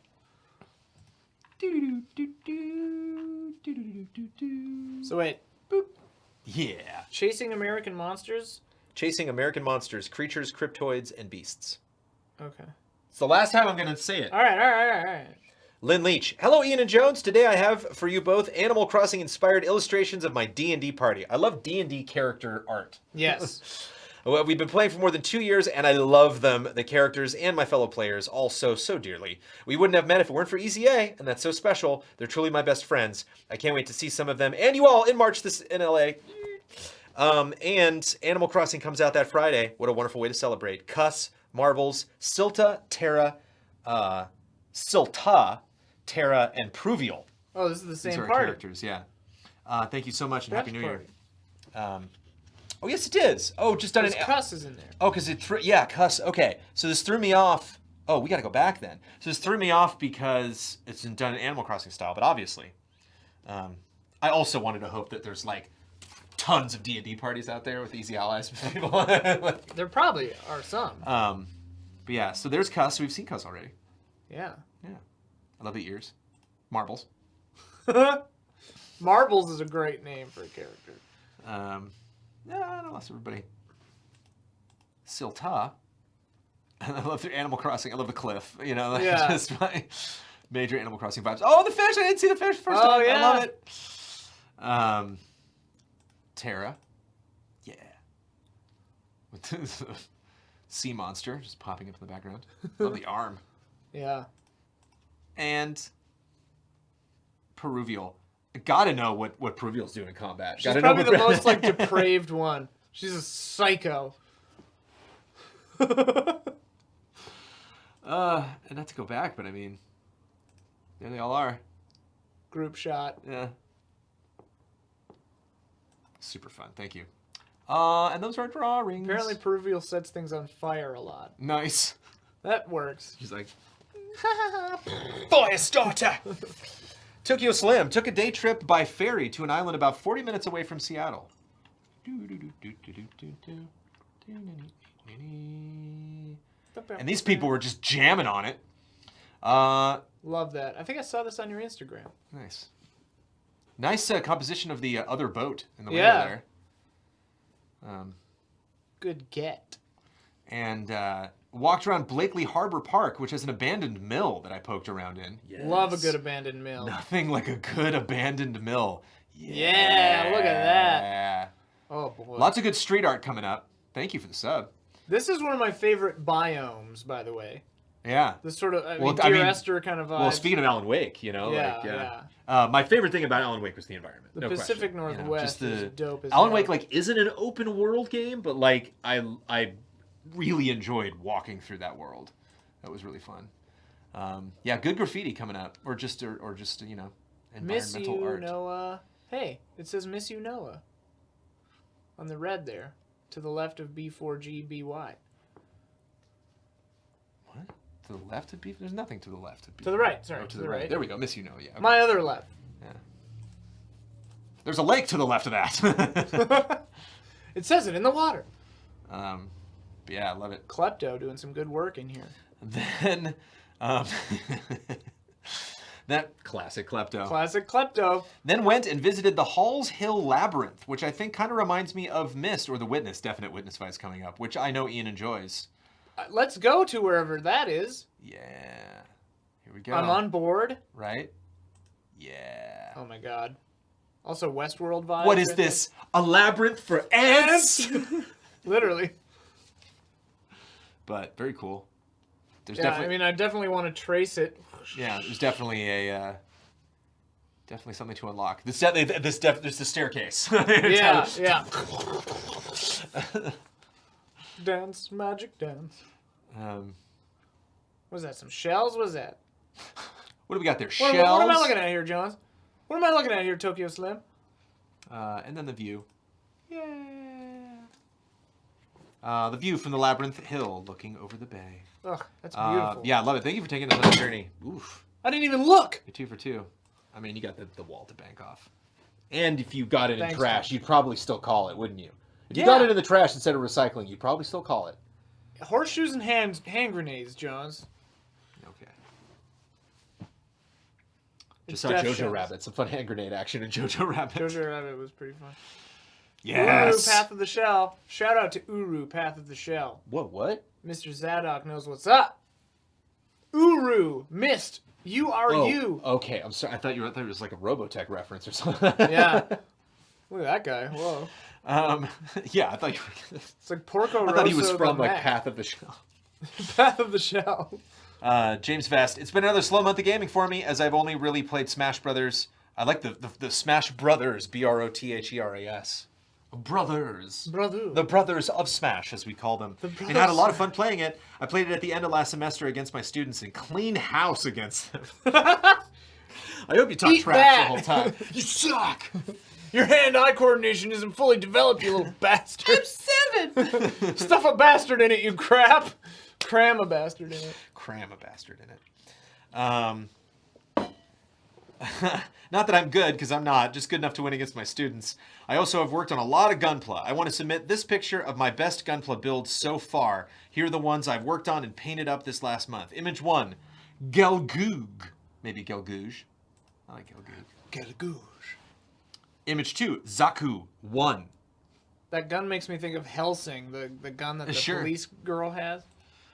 Image 3, GM.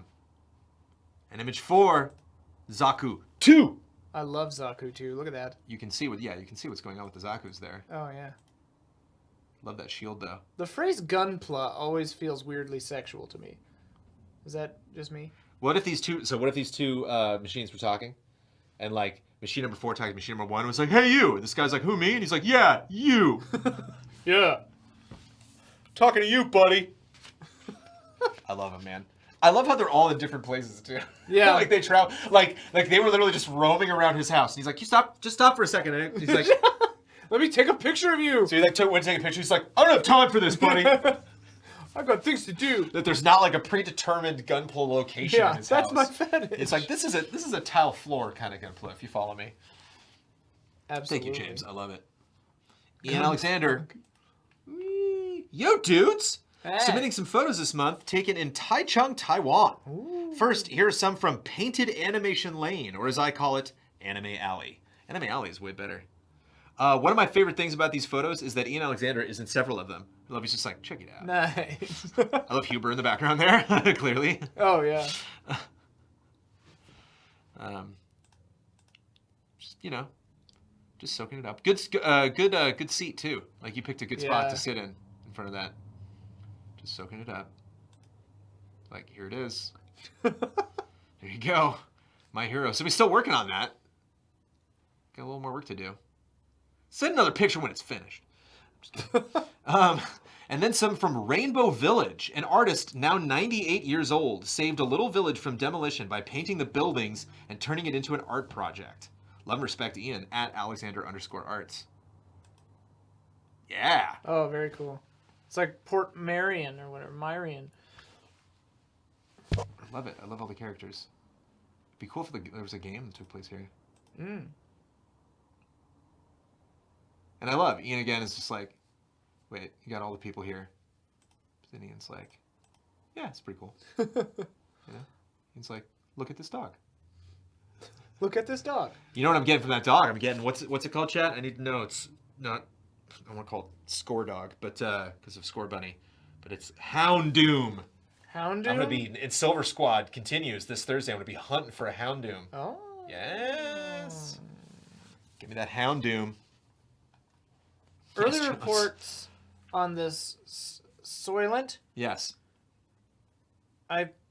For a while I still felt hungry, and then my I didn't eat soon enough dizziness kicked in. Oh, okay. So I'm still dizzy, but feeling less hungry now. Oh, good. Oops, no. I don't know if he's feeling that cat. You know what I mean? I think he's into it. I think he should have been looking the same direction the cat was looking. That would have been fun. They both just like. Well, they got it covered now. That's true. They're looking everywhere. They're looking, yeah. What are those QR codes for? I know. It's gonna sneak up. It's very modern for. It's kind of had a like retro vibe to that, but I wonder. Prizes. That did have Parappa vibes. You're right. And this is time to slap some hands. You know him. I love him. We all love him. But Sam O'Rosman, man, not only dropped a post right at 11:59 after this post had been up for a week and a half, dropped in right at the, and I love that. I was like, please don't pull the 11:59. Please don't drop in right at the end. And I think he like read that comment later because he replied to this comment was like, I'm sorry. But submitted poems and 2 photographs and a long comment. It's like, what? You pick one. That's against the rules. It is sadly against the rules. I am going to have to start cracking down in 2020 now that we are in a new year. It's 2020 right now, baby. I know it is. But so I'll keep this up the whole time because yes, that's amazing. That's and obviously very it's of the season. And obviously that is adorable too. So I will very keep that up nice. during this comment. And I will read it very fast. Aloha, Brandon and Ian. I hope you had a happy holiday and New Year season. Don't really have that much to talk about this month as the holidays kept me somewhat busy. Film-wise, I did enjoy Jumanji. I hear it's pretty decent, actually. Yeah, I've heard both of them are pretty good. The Aeronauts, Spies in Disguise, and Star Wars Episode 9. And had a great time with The Witcher once I figured something out. No spoilers. The Expanse Season 4 as well. I gotta catch up on Expanse. Expanse. Also have a surprisingly good time with the new DCU Harley Quinn show. Well, yeah, I've the posts and clips and stuff like that have been very funny. Very adult, very mature, very self-reverent. Oh. But man, is that show for adults. Got a couple really great presents, one I hope to build for the next month's showcase. Brandon and Huber and Brandon, you're going to love it. If you want to send us pictures of it, just send us the pictures and explain the pictures. Don't do like a parrot. I'm warning you, super jolly Sam O'Rosman from Hawaii. Also showing off a couple of seasonal Legos I built during last month's Gundam stream. Lastly, I would like to present 3 haikus I wrote since New Year's. At least they're haikus. I love haikus. I love haikus as well, and I love Samo, so it pains me. One of the resolutions is to make more art this year, so here they are. The second is about a new condition that it started... Oh, sorry. Oh, no. Did I mess this up? He talked about a condition that he has, and that sentence is missing for some reason. Bad sentence to go missing. The second is about a new condition that had started causing this past summer, photosensitivity. I get a sunburn within 10 to 15 minutes of being in direct sunlight now. The last is my thoughts regarding a Star Wars sequel trilogy that just ended. Hope you enjoy them and have a great start to 2020. Mahalo, Louie Loa, for everything you do. Love and respect. Samuel Rousman, a.k.a. Namzor. Yeah, sorry, maybe you can mention it in chat. There's a sentence that talks about a condition that he has, and now he has photosensitivity because of that skin condition. Oh, jeez. And that sentence, it's gone. I don't know why, but I remember reading it. Oh, here we go. I stole it from that. The first is about my psoriatic arthritis that I mentioned a few times in my way of dealing with it. A year's worth of pain. Games no longer a solace. Comfort in TV. Aw. The second is about a new condition that it started causing this past summer. Now I started copying and pasting these instead of jettisoning them out of the original So part of the paragraph. length of this comment is your fault. I'll take full responsibility. We're moving on to screenshots after this, by the way. Photosensitivity, I get a sunburn within 10 to 15 minutes of it being in direct sunlight. The sun burns me so. Darkness, a calming blanket. How I miss the beach. These are good. The last is my thoughts regarding the Star Wars sequel trilogy that just ended. Great moments in all. Build on the last, they do not. Plan ahead next time. Yes. So You're here. They were good. You're here. They were good. You're kind of cashing in. You're having your cake and you're eating the cake and we're talking about the cake, so you just gotta stop. Oh, do you need this one? No, you don't. No, man, I need none of those. Sebastian Hall with another. I want to call it EVE Online. Is not EVE Online. It is Star Citizen. Hi, Jones and Ian. Hope your 2020 has gotten off to a good start. I was lucky enough to fly home to Sweden and see some family and friends again, which I enjoyed a lot. One of the evenings, I even got a chance to pop around my friend's house for some Star Citizen exploration. As the new 3.8 patch just launched, we wanted to take a chance to broaden our horizons. We had a great evening with some spiced rum, sweets, and general banter. Does not have the Oxford comma in there.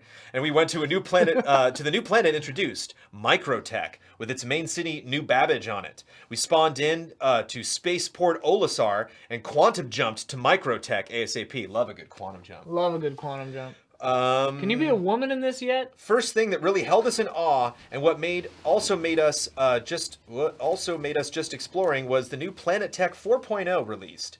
After just exploring my ship, we finally decided to land and look closer on foot. Let's see if we're catching up with some of this. Maybe that's it? Oh man, this game looks good. I should try this out on my stupid monitor. I love these updates. I love the foot up. That's so cool. I know someone who works on this game as the librarian. Like making crazy. It's amazing. Well, unfortunately, the new weather effects and cold forced us to pop back into our ships and find more of a tundra to explore. Oh, it's too cold. My friend put on the Skyrim soundtrack through his speakers, which actually turned out to fit rather well, for a while at least. Our other friend decided to test out the new fist-fighting mechanics as well as knife takedowns, which caught us by surprise. And well, he took us down before we had a chance to really understand what was going on. After some frustrating giggles and throwing pillows at each other and some phrases which I can't repeat here, we decided to explore the new mining gameplay loop. You can now buy a multi-tool and a rucksack, which you can take with you when you go down in caves or just running around on foot to find small pieces of rare ore, which sells for tons of money. Finally.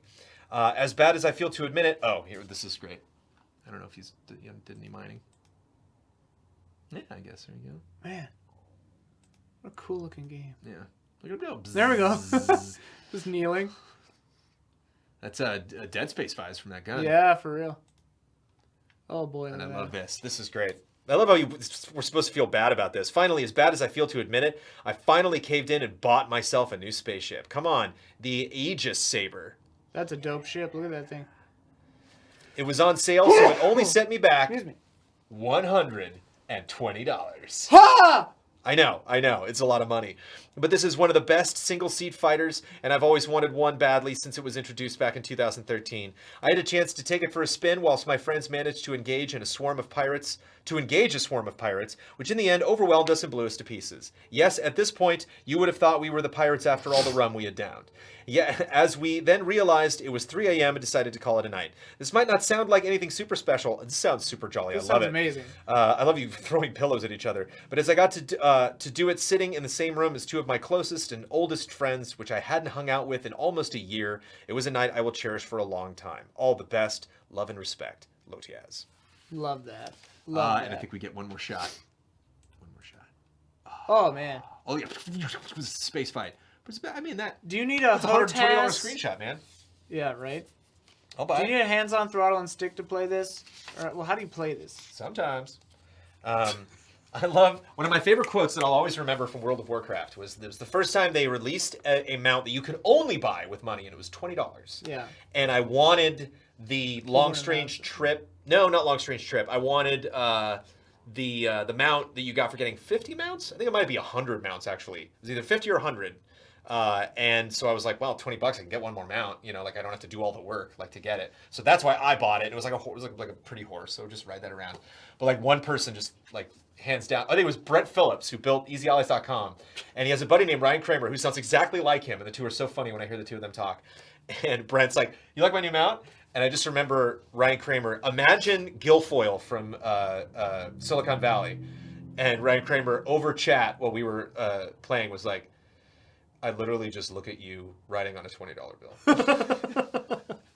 Yeah. Every time somebody spends too much money on a game, I think of Ryan Kramer being like, all I see is you writing around on a $20 bill. I'm no judge though, because like I know how much money I've spent on synths. Oh yeah, and it's of course terrifying. Well, it's like, I mean, you buy a game to enjoy the game, right? And so it's like I buy games sometime knowing full well I'm not going to play them. You know, like I put money into services knowing full well I'm probably not going to like play online on Switch that month or whatever. You know.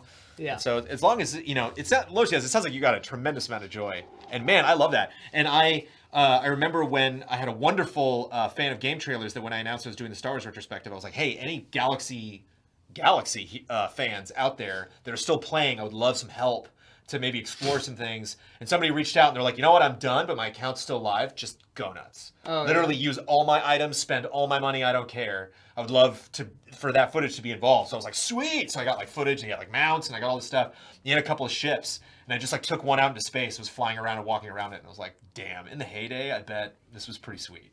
Yeah. Like just flying and seeing other ships flying around. Dira, thank you for the sub. Super 3D Cow does not have a gameplay. We're not going to see any poppin' music. We got some screenshots. I know. I love those. Hello, Brandon and Ian. Decided to pass this time on a poppin' music song and share some screenshots I took in the games this past year on PS4. I love screenshots. I know exactly where this is. Thank you for the wonderful years of entertainment. I am thinking of finally visiting for your 4-year anniversary show. Oh, but it is daunting to schedule a trip from PA to CA. Do it and bring that thing. Or we'll set up that thing. We'll set up that thing, and you can play that thing, and we'll all just be like, what? Poppin' music? That's what it's called? Poppin' music. Poppin' music, yeah. Bring poppin' music. Oh, boy. We can make a whole thing out of it. We should talk. Let's talk. Email Brandon at easyallies.com. Email Brandon. Email me, we'll talk about it. No joke. Let's just fly him out. Oh my god, boy. A poppin' music tournament? Oh my god. Oh my god. Okay. All right. Enough of that. We will tempt you. Please do it. Yeah, man. Look at those scan texts. They're good texts. Yeah, man. I know where that is. That's a really, really good level. That's a really fun level and a good. You getting that? You getting the trophy? Trophy there? Right there. Yeah. What's happening? That's probably why they took the screenshot because you got the trophy. Oh yeah. Yeah, baby. I know where that is. I know where that is too. Gosh. That's a fun one when you get to Glide. Such a good-looking game, dude. Yeah, that's a pretty game.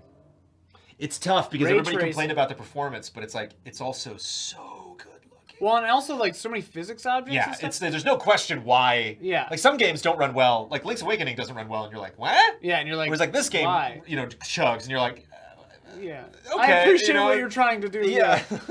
A+ for the attempt. I played it on PC, so. Yeah, baby. Speaking of frame rate. Speaking of running well, yeah.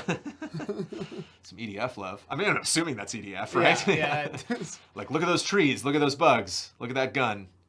That's EDF, baby. And Omar I love the HUD. I love the red lines. Omar was streaming that for a while with Bruce, and I would just like look over, and it was just like pandemonium. Just I was following Bruce a little bit because he's striking out as a streamer. I actually talked to him a lot about it when phrasing.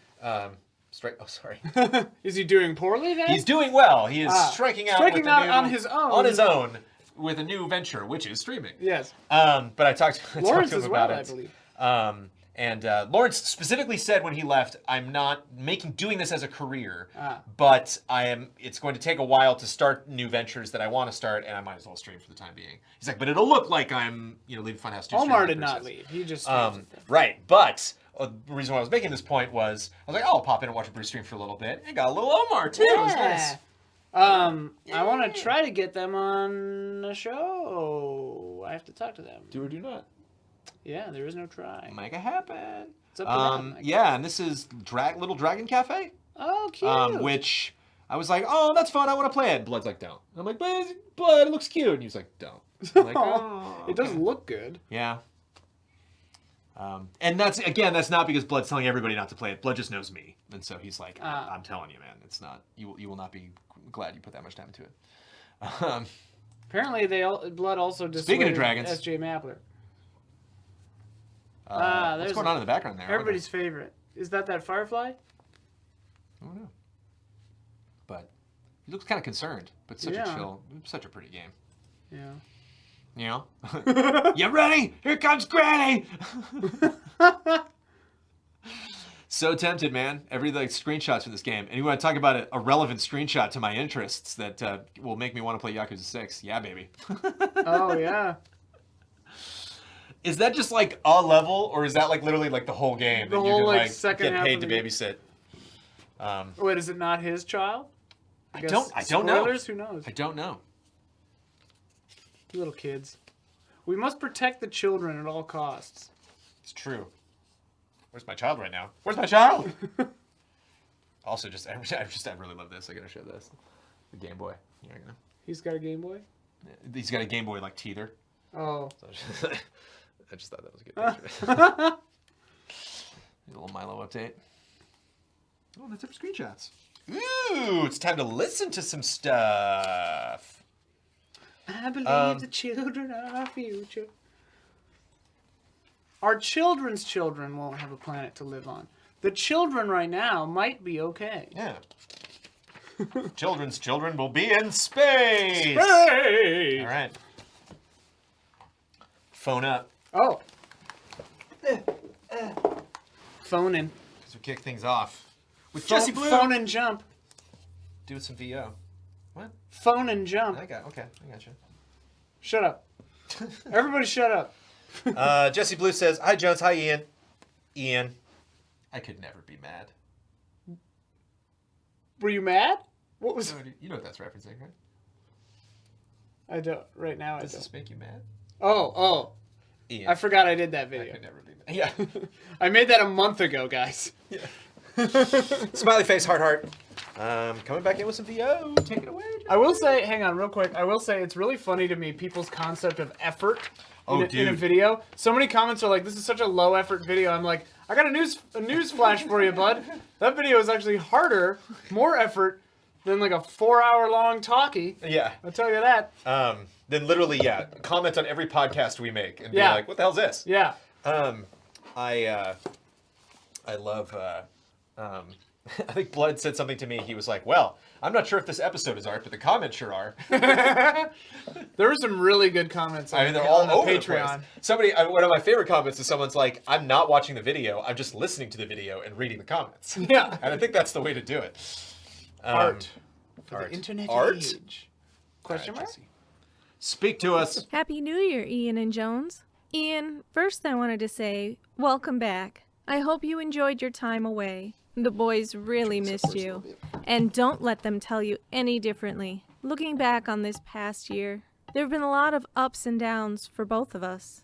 And though I know you've felt a great personal loss this year, we've seen both you and the new studio flourish professionally. I myself am looking forward to seeing what new dreams you've set for yourself and for the company in 2020. I'm looking forward to the new synth streams, and Together We RPG, as well as more occasional board game show, Mysterious Monsters, and hopefully Twitch Sings. I personally have had a stressful year, giving up my second job to make a go of trying to live my dream of being a voiceover artist. And though I felt I was setting reasonable goals at the time, I still wasn't sure if I'd be able to reach them. With the help, encouragement, and support of you and the other allies, your friends, and this amazing community, I hit every single one of my 2019 goals. I got VO tips from Amanda and Jessica, and was able to finish and upload my project just before New Year's. So now I'm happy to say I have to make all new goals for 2020. Aww. The first of these is an announcement that combines several of your own interests, including fantasy stories, improv, and rollin' the dice. I am starting a new bi-weekly podcast series called Once There Was a ... in which I will begin a story set in a D&D style fantasy world using dice rolls to create a random character. The character will get an item or a quest, and the dice will decide where he or she goes, what they do, who they encounter, and so on. Fun. When my daughter That's was cool. little, she used to ask me to make up stories for her every night before bed, and I love doing this. In fact, I wish I'd thought to record some of them. I think the random encounters will make me have to really get creative and think on my feet. It will be available on SoundCloud to begin with, since it will only be audio. Maybe after a few months, if it has some real interest, and if I can maybe work out some partnership deals with some of the amazing artists in the EZA community, if I can add a video aspect and then put it on YouTube later this year. I'm hoping I can attract some listeners who like my voice and want to hire me. Wish me luck. I wanted to say before I close how much you and the other allies have helped me to not only achieve my dreams, but have helped me realize that I actually deserve to achieve them and make new ones. By the end of this year, I will have a whole new list of completed goals, including meeting all of you in person at the 4th anniversary celebration. Until then, Ian and Jones, take care. Love and respect, Jesse Blue. Meeting people hype. Break a leg. Yeah. That's how we say good luck in the theater. Yeah. That's all very good. Adam Henschel, hey Brandon and Ian, for this month's piece of music, I wanted to try and arrange something that I felt deserved some representation for 2019's best soundtrack, and I ended up landing on the main theme for Final Fantasy XIV's Shadowbringers expansion. Sorry, Blood. Even as someone who has we're about to get muted. Yep. Even as someone who hasn't come close to touching the game, it was damn near impossible to go anywhere without hearing the praises of its soundtrack, and it turns out it's for good reason. The score by Masayoshi Soken definitely holds its own as an excellent series of standalone compositions. Final Fantasy XI also had a really great score. Yeah. And it should definitely be given a listen to anyone who enjoys some varied and well-composed video game music. Hope you all enjoy this condensed version of its main theme. Adam Henschel. Be kind to us, Square. Yeah.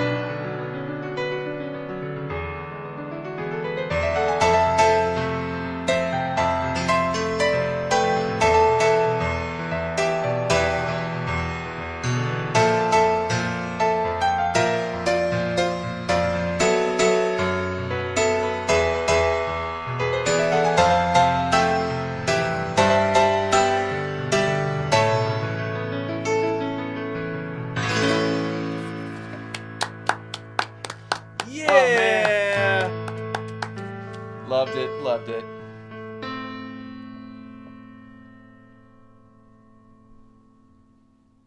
Oh, yeah. Love that. That built really, really well. Loved it. I love being able to read sheet music. Yeah. Because I was like, oh, yeah, sick. Here it comes, here it comes. Mason Victoria got the audio file because you just sent it via SoundCloud. Hey, Brandon and Ian. Happy New Year's! The latter half of 2019 was a huge year for me because not only did I start my master's in music, but I became fully invested in video game composition and audio design, beginning with the Easy 8 Glinny's Cauldron Game Jam. Thank you so much, everyone that was a part of that. That was incredible. I began going to game dev meetups, went to a few game jams, and even wrote music for a few games. I also fell in love with something that was foreign to me for a very long time: modular FM and subtractive synthesis. Yeah! Synths! It was awesome to finally be able to follow along with Ian's synth easy updates and appreciate all the knowledge he has for the art form. Today, I present the first synth piece I wrote for one of my master's assignments. Here's to 2020 in the hopes of working with many more talented artists and game devs. Love and respect, Mason Victoria. You ready for synths? Are you ready? I am stoked. Uh-oh. The CPU is being hit.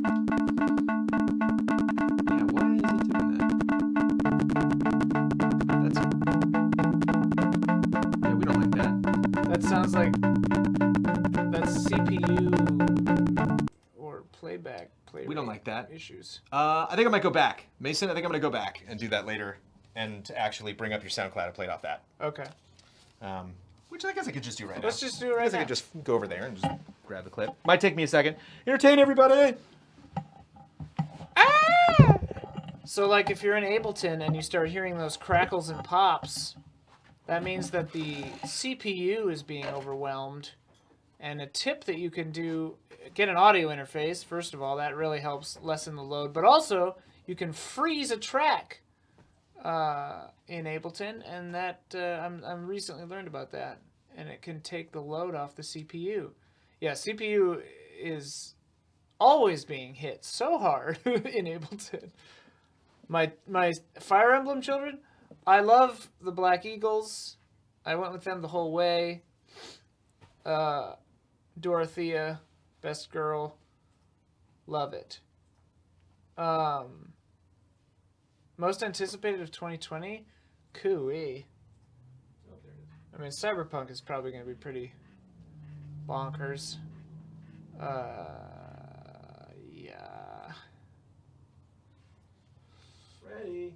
I mean, if Breath of the Wild 2 comes out next year, then that's that. But here we go.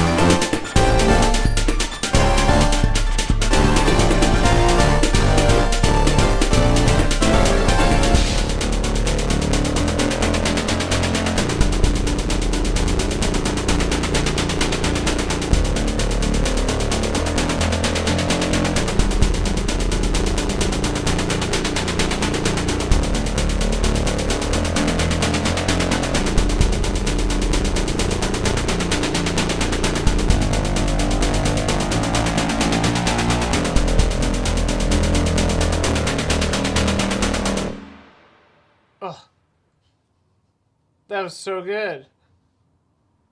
Oh man, I loved that. My synth streams won't be as good as that. Just heads up. Yeah, and that was from Mason SoundCloud. So again, all of these links will be in the description. No. All these links are on patreon.com/easyallies. All this art, all the videos you're about to see. If you go to posts on our Patreon page, and then you'll see Community Showcase on the left there. But if you want to just find that stuff from Mason, he's on SoundCloud. Look up Mason Victoria. And apologies for doing nasty things with that beautiful track before we started. Very good. Kevin Gillet. Hello, Brandon and Ian. Hope you had a nice break. I'm carrying on my Christmas musical tradition, which also was my submission a year ago, which is to take Christmas carols and turn them into epic orchestral pieces in minor. Yes. This one. The dream. I don't know if you're going for hilarious, but I was cackling the first time I heard this. It's very intense. It's awesome. In the last 4 years, I've done Carol the Bells, which is, fairly intense in its own right. Jingle Bells, Silent Night, and last year's submission, O Tenenbaum. You may find a link in the playlist in that Patreon post or suggested at the end of the video. This year, my carol of choice was We Wish You a Merry Christmas. I hope you enjoy this reimagining and wish everyone a Happy New Year. Take care of yourselves and each other. Love and respect. Bon année, Kevin Gillet. Hopefully I said that right. Whee!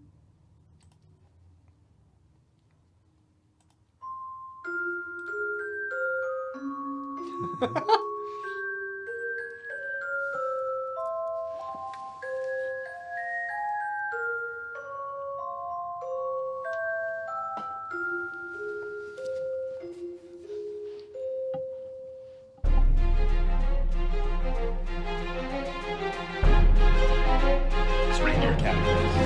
What? Reindeer Academy. Yeah. Oh, dude, yes.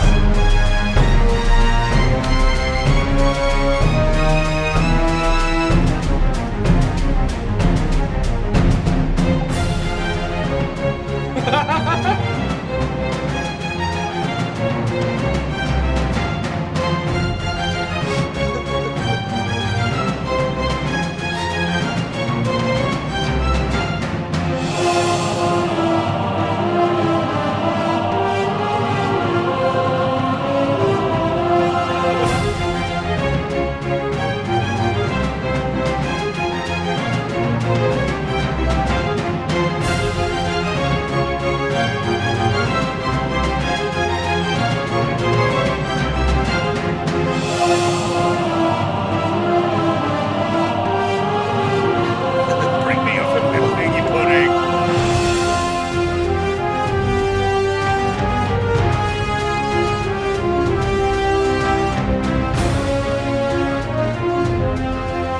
Raise the gates.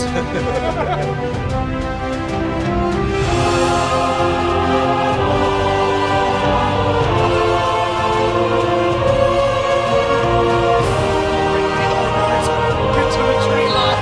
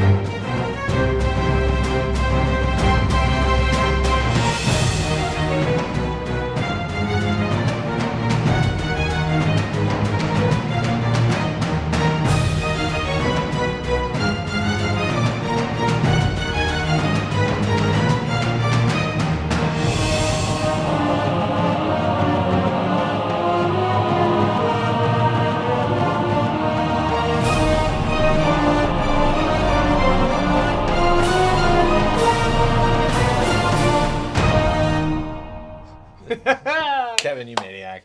I was definitely picturing Reindeer Academy like a battle, and like when it gets a little quieter in the middle, they're like sneaking around the back of the workshop and stuff. Pirates for sure. It felt very piratesy.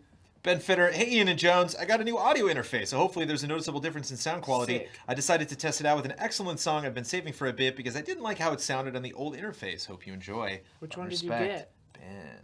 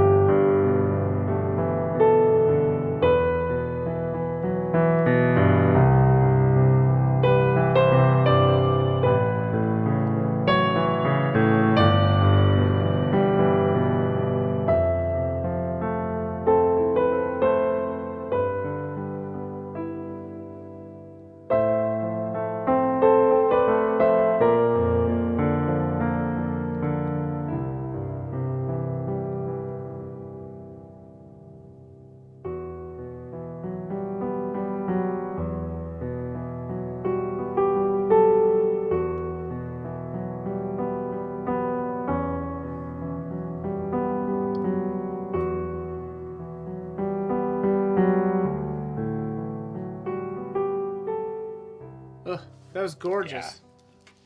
Yeah, that echo was super good. Great performance. That song is really good. I wanted to listen to it where people were dropping some pretty funny Reindeer Academy jokes and yeah, going on yeah. as well. Definitely appreciate it. I love Reindeer Academy. I do too. Still not enough time to do all the things we dream. To be real.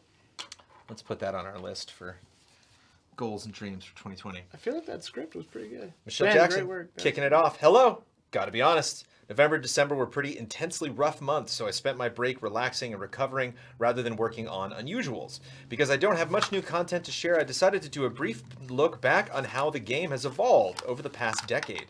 I hope to be back to regular updates next month. Happy New Year. What's your problem, man? It had a knot in it. It was driving me crazy. Sorry, Michelle. I was listening. Sure you were. You in? I'm ready.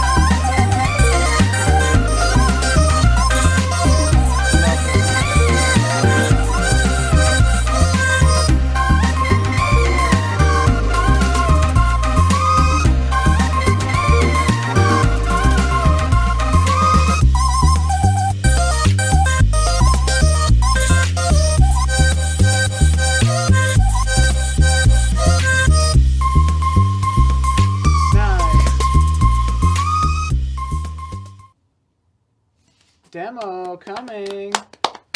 Very exciting. I love Yeah, if you're seeing stressed that kind about of that, stuff. I would say you can honestly make a demo of just anything in that game. You know, like Oh, yeah. even just like one battle over and over. I would, I would get such a kick out of that after following it for so long. Yippee! Exclusive announcements here on I know! Shadow drop! Showcase. No. GW Fox. Just want to do a very quick year in review for 2019. Nice. Take it away. Hey, what's up, everybody? This is my 2019 year in review. I just want to hit you real quick with some stats, so I'm not keeping you around too long. Played 47 total games for 552 hours. Love the chart. Down in games last year. I played more games, 58 last year, but only Ratings. 498 hours. I wanted to stream more this year, and I made that a point to stream a lot, and I did, and it was fun, and I'm very glad I did it, but that's probably going to drop this coming year. average game score 7.82. I don't play most games when they release. I wait 6 months, a year. It helps my wallet, definitely, and it removes me from the hype and the zeitgeist. I've done that for the last like 5 or 6 years, and I really enjoy it. Yes, I did play a couple of games as they launched this year. Super Smash Brothers, Cadence of Hyrule, Link's Awakening, and Gears 5 and The Outer Worlds. So those were the games that I played as they launched this year. Luigi's Mansion I got just recently, so within 2 months, but that's actually my most disappointing game of the year, but I still gave it an 8, so still a damn good game. Yeah, I mean, I love video games. I've been playing them forever, and this is such a varied year. I mean, I played 5 different systems, and while the hours were so spread, it's great that you have all these options, that I was able to play all these different games, all these options. My plan is to play more PC, PS4, and Switch games next year.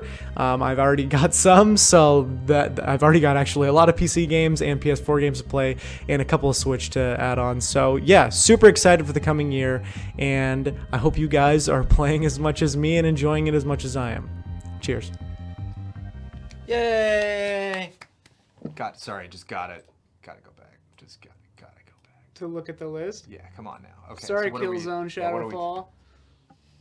What are we talking here? I think that was the lowest one. Rage 265. Yeah. Okay, alright. Okay. Bloodstain 7.5. Yeah, alright. Okay. What's the Dishonored Death of the Outsider like circle there? Wonder why that's getting Probably special mention there. Used to be a category, but then got changed to a game. Oh, yeah, maybe. Lots of Halo. Overcooked 7.5. I don't know about that. Too high? Loving that cadence. Yeah, they loved that one. Okay, fine, cool. That's that. Just taking it in. Taking it in. God of War 10. I don't know if that went, 10. but yeah, the only 10. I don't know if that went by. The Spider-Man 8.5. I respect it. Sure. I gave it a 9, Sure. but I get it. I think I might have given that a 9.5 actually. I really, really love that game. Eric Jackson. Practice makes perfect. Hey, Ian and Brandon. With a lot of things going on this month, I decided to take this opportunity to talk a little about my life and the role juggling has played in it. Accompanied is a video of me practicing a new trick I really want to get solid.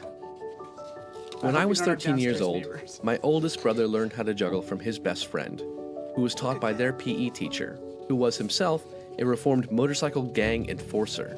When he retired from that life, he picked up competitive axe throwing, and after exploring if it would be cool to incorporate juggling into this hobby, found that juggling was in fact way cooler than throwing axes. That man would go on to form the first juggling club in Arkansas, the first juggling festival, and would teach hundreds of kids to juggle during his time as a PE teacher, myself included. When I was 17 years old, I learned that juggling didn't have to be an isolating activity, but that in fact there are many tens of thousands of jugglers across the world who were just as crazy about juggling as I was.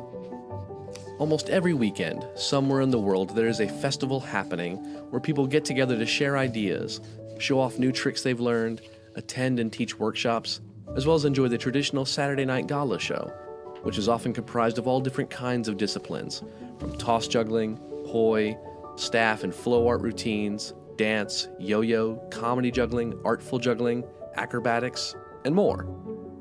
While it's true that you often have refined performances for the main stage, the same can't be said about the Renegade Show, an after-hours, adults-only show filled with all manner of unpolished, unfunny, raw, experimental, often crass, sometimes showcasing full nudity acts.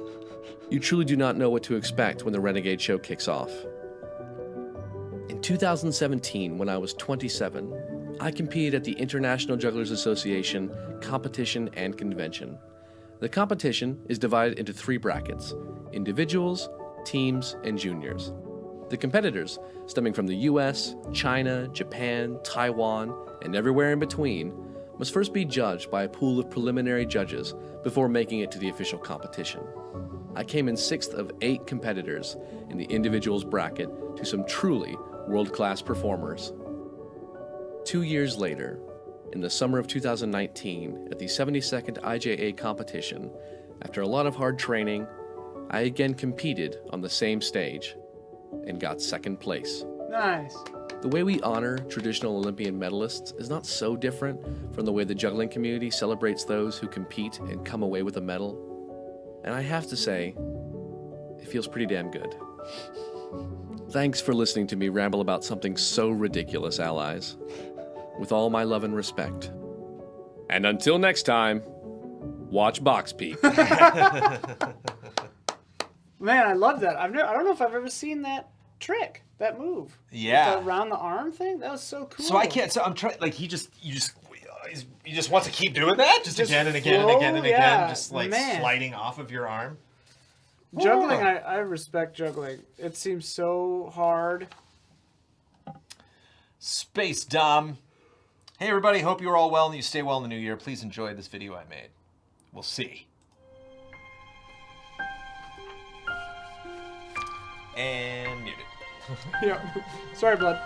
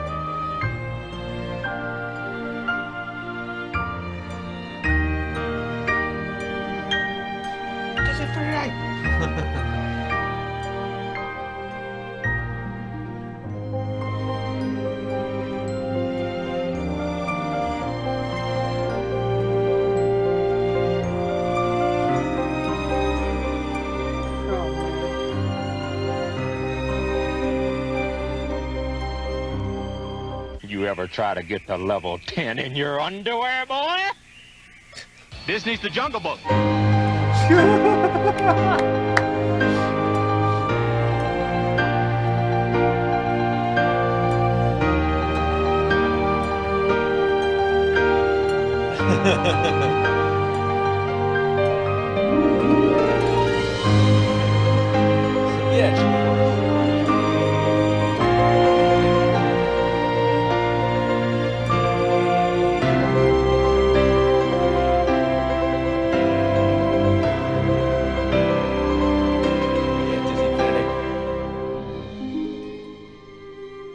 Yeah.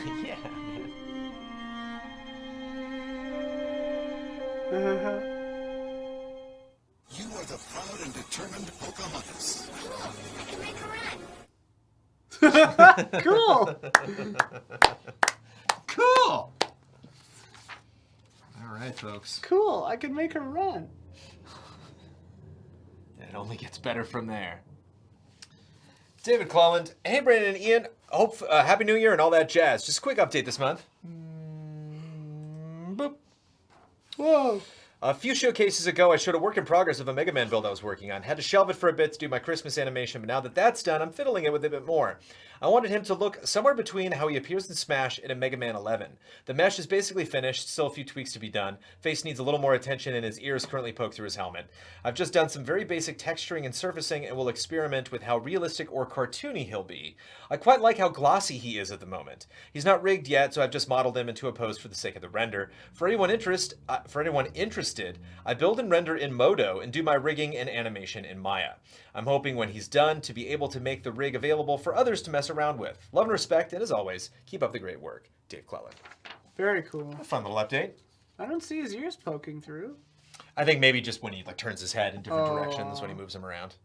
But I like that the T-pose blinks. Like, Yeah. blink. And he blinks twice. Blink, Yeah, wait, a little one more time. life. Blink, blink. Oh, yeah. And finally, it seems appropriate to wrap up with the Easy A Shenmue project. Part 5. The Easy A Shenmue dub project starring Michael Huber, Bradley Ellis, and Brandon Jones. Happy New Year, allies. All the love, all the respect. Dan Allen, Detroit, Michigan. P.S. Go through the last year and a half of Shenmue Easy A dub project shenanigans at youtube.com/litmitmedia. That is youtube.com/LITMIT media. MEDIA. Litmit media. Without further ado.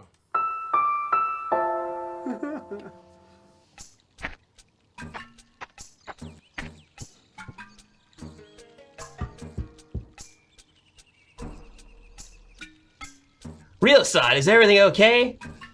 Don't worry, I'm fine. I want to ask you about that man. Oh, that man, The man called Lon D? What did he talk with my father about? Lon D, the man at the beer. Then they threw me out of the dojo. The black suits. Catch the names? I don't know. They came out of nowhere. I see. Thanks, Fukusan. If you remember anything at all, be sure to tell me. Ryo-san, why? What you gonna do? Ryo-san, where are you going? You're not going after them. Please don't. Look, what they did to Hazuki-sensei? They killed my father right in front of me. I will have my revenge. I need to do this for my father.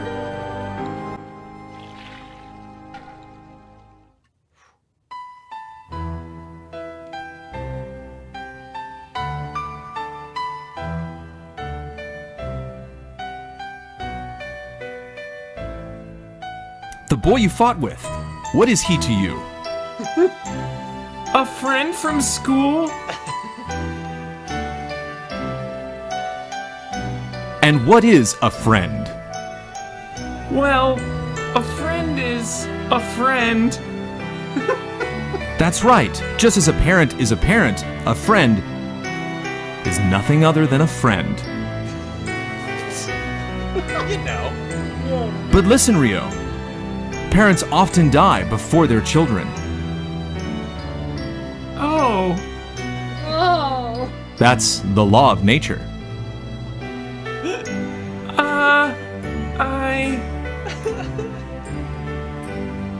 Friends will be there for you, even after parents die. So treasure your friends. And friends you can trust are true friends indeed. Understood?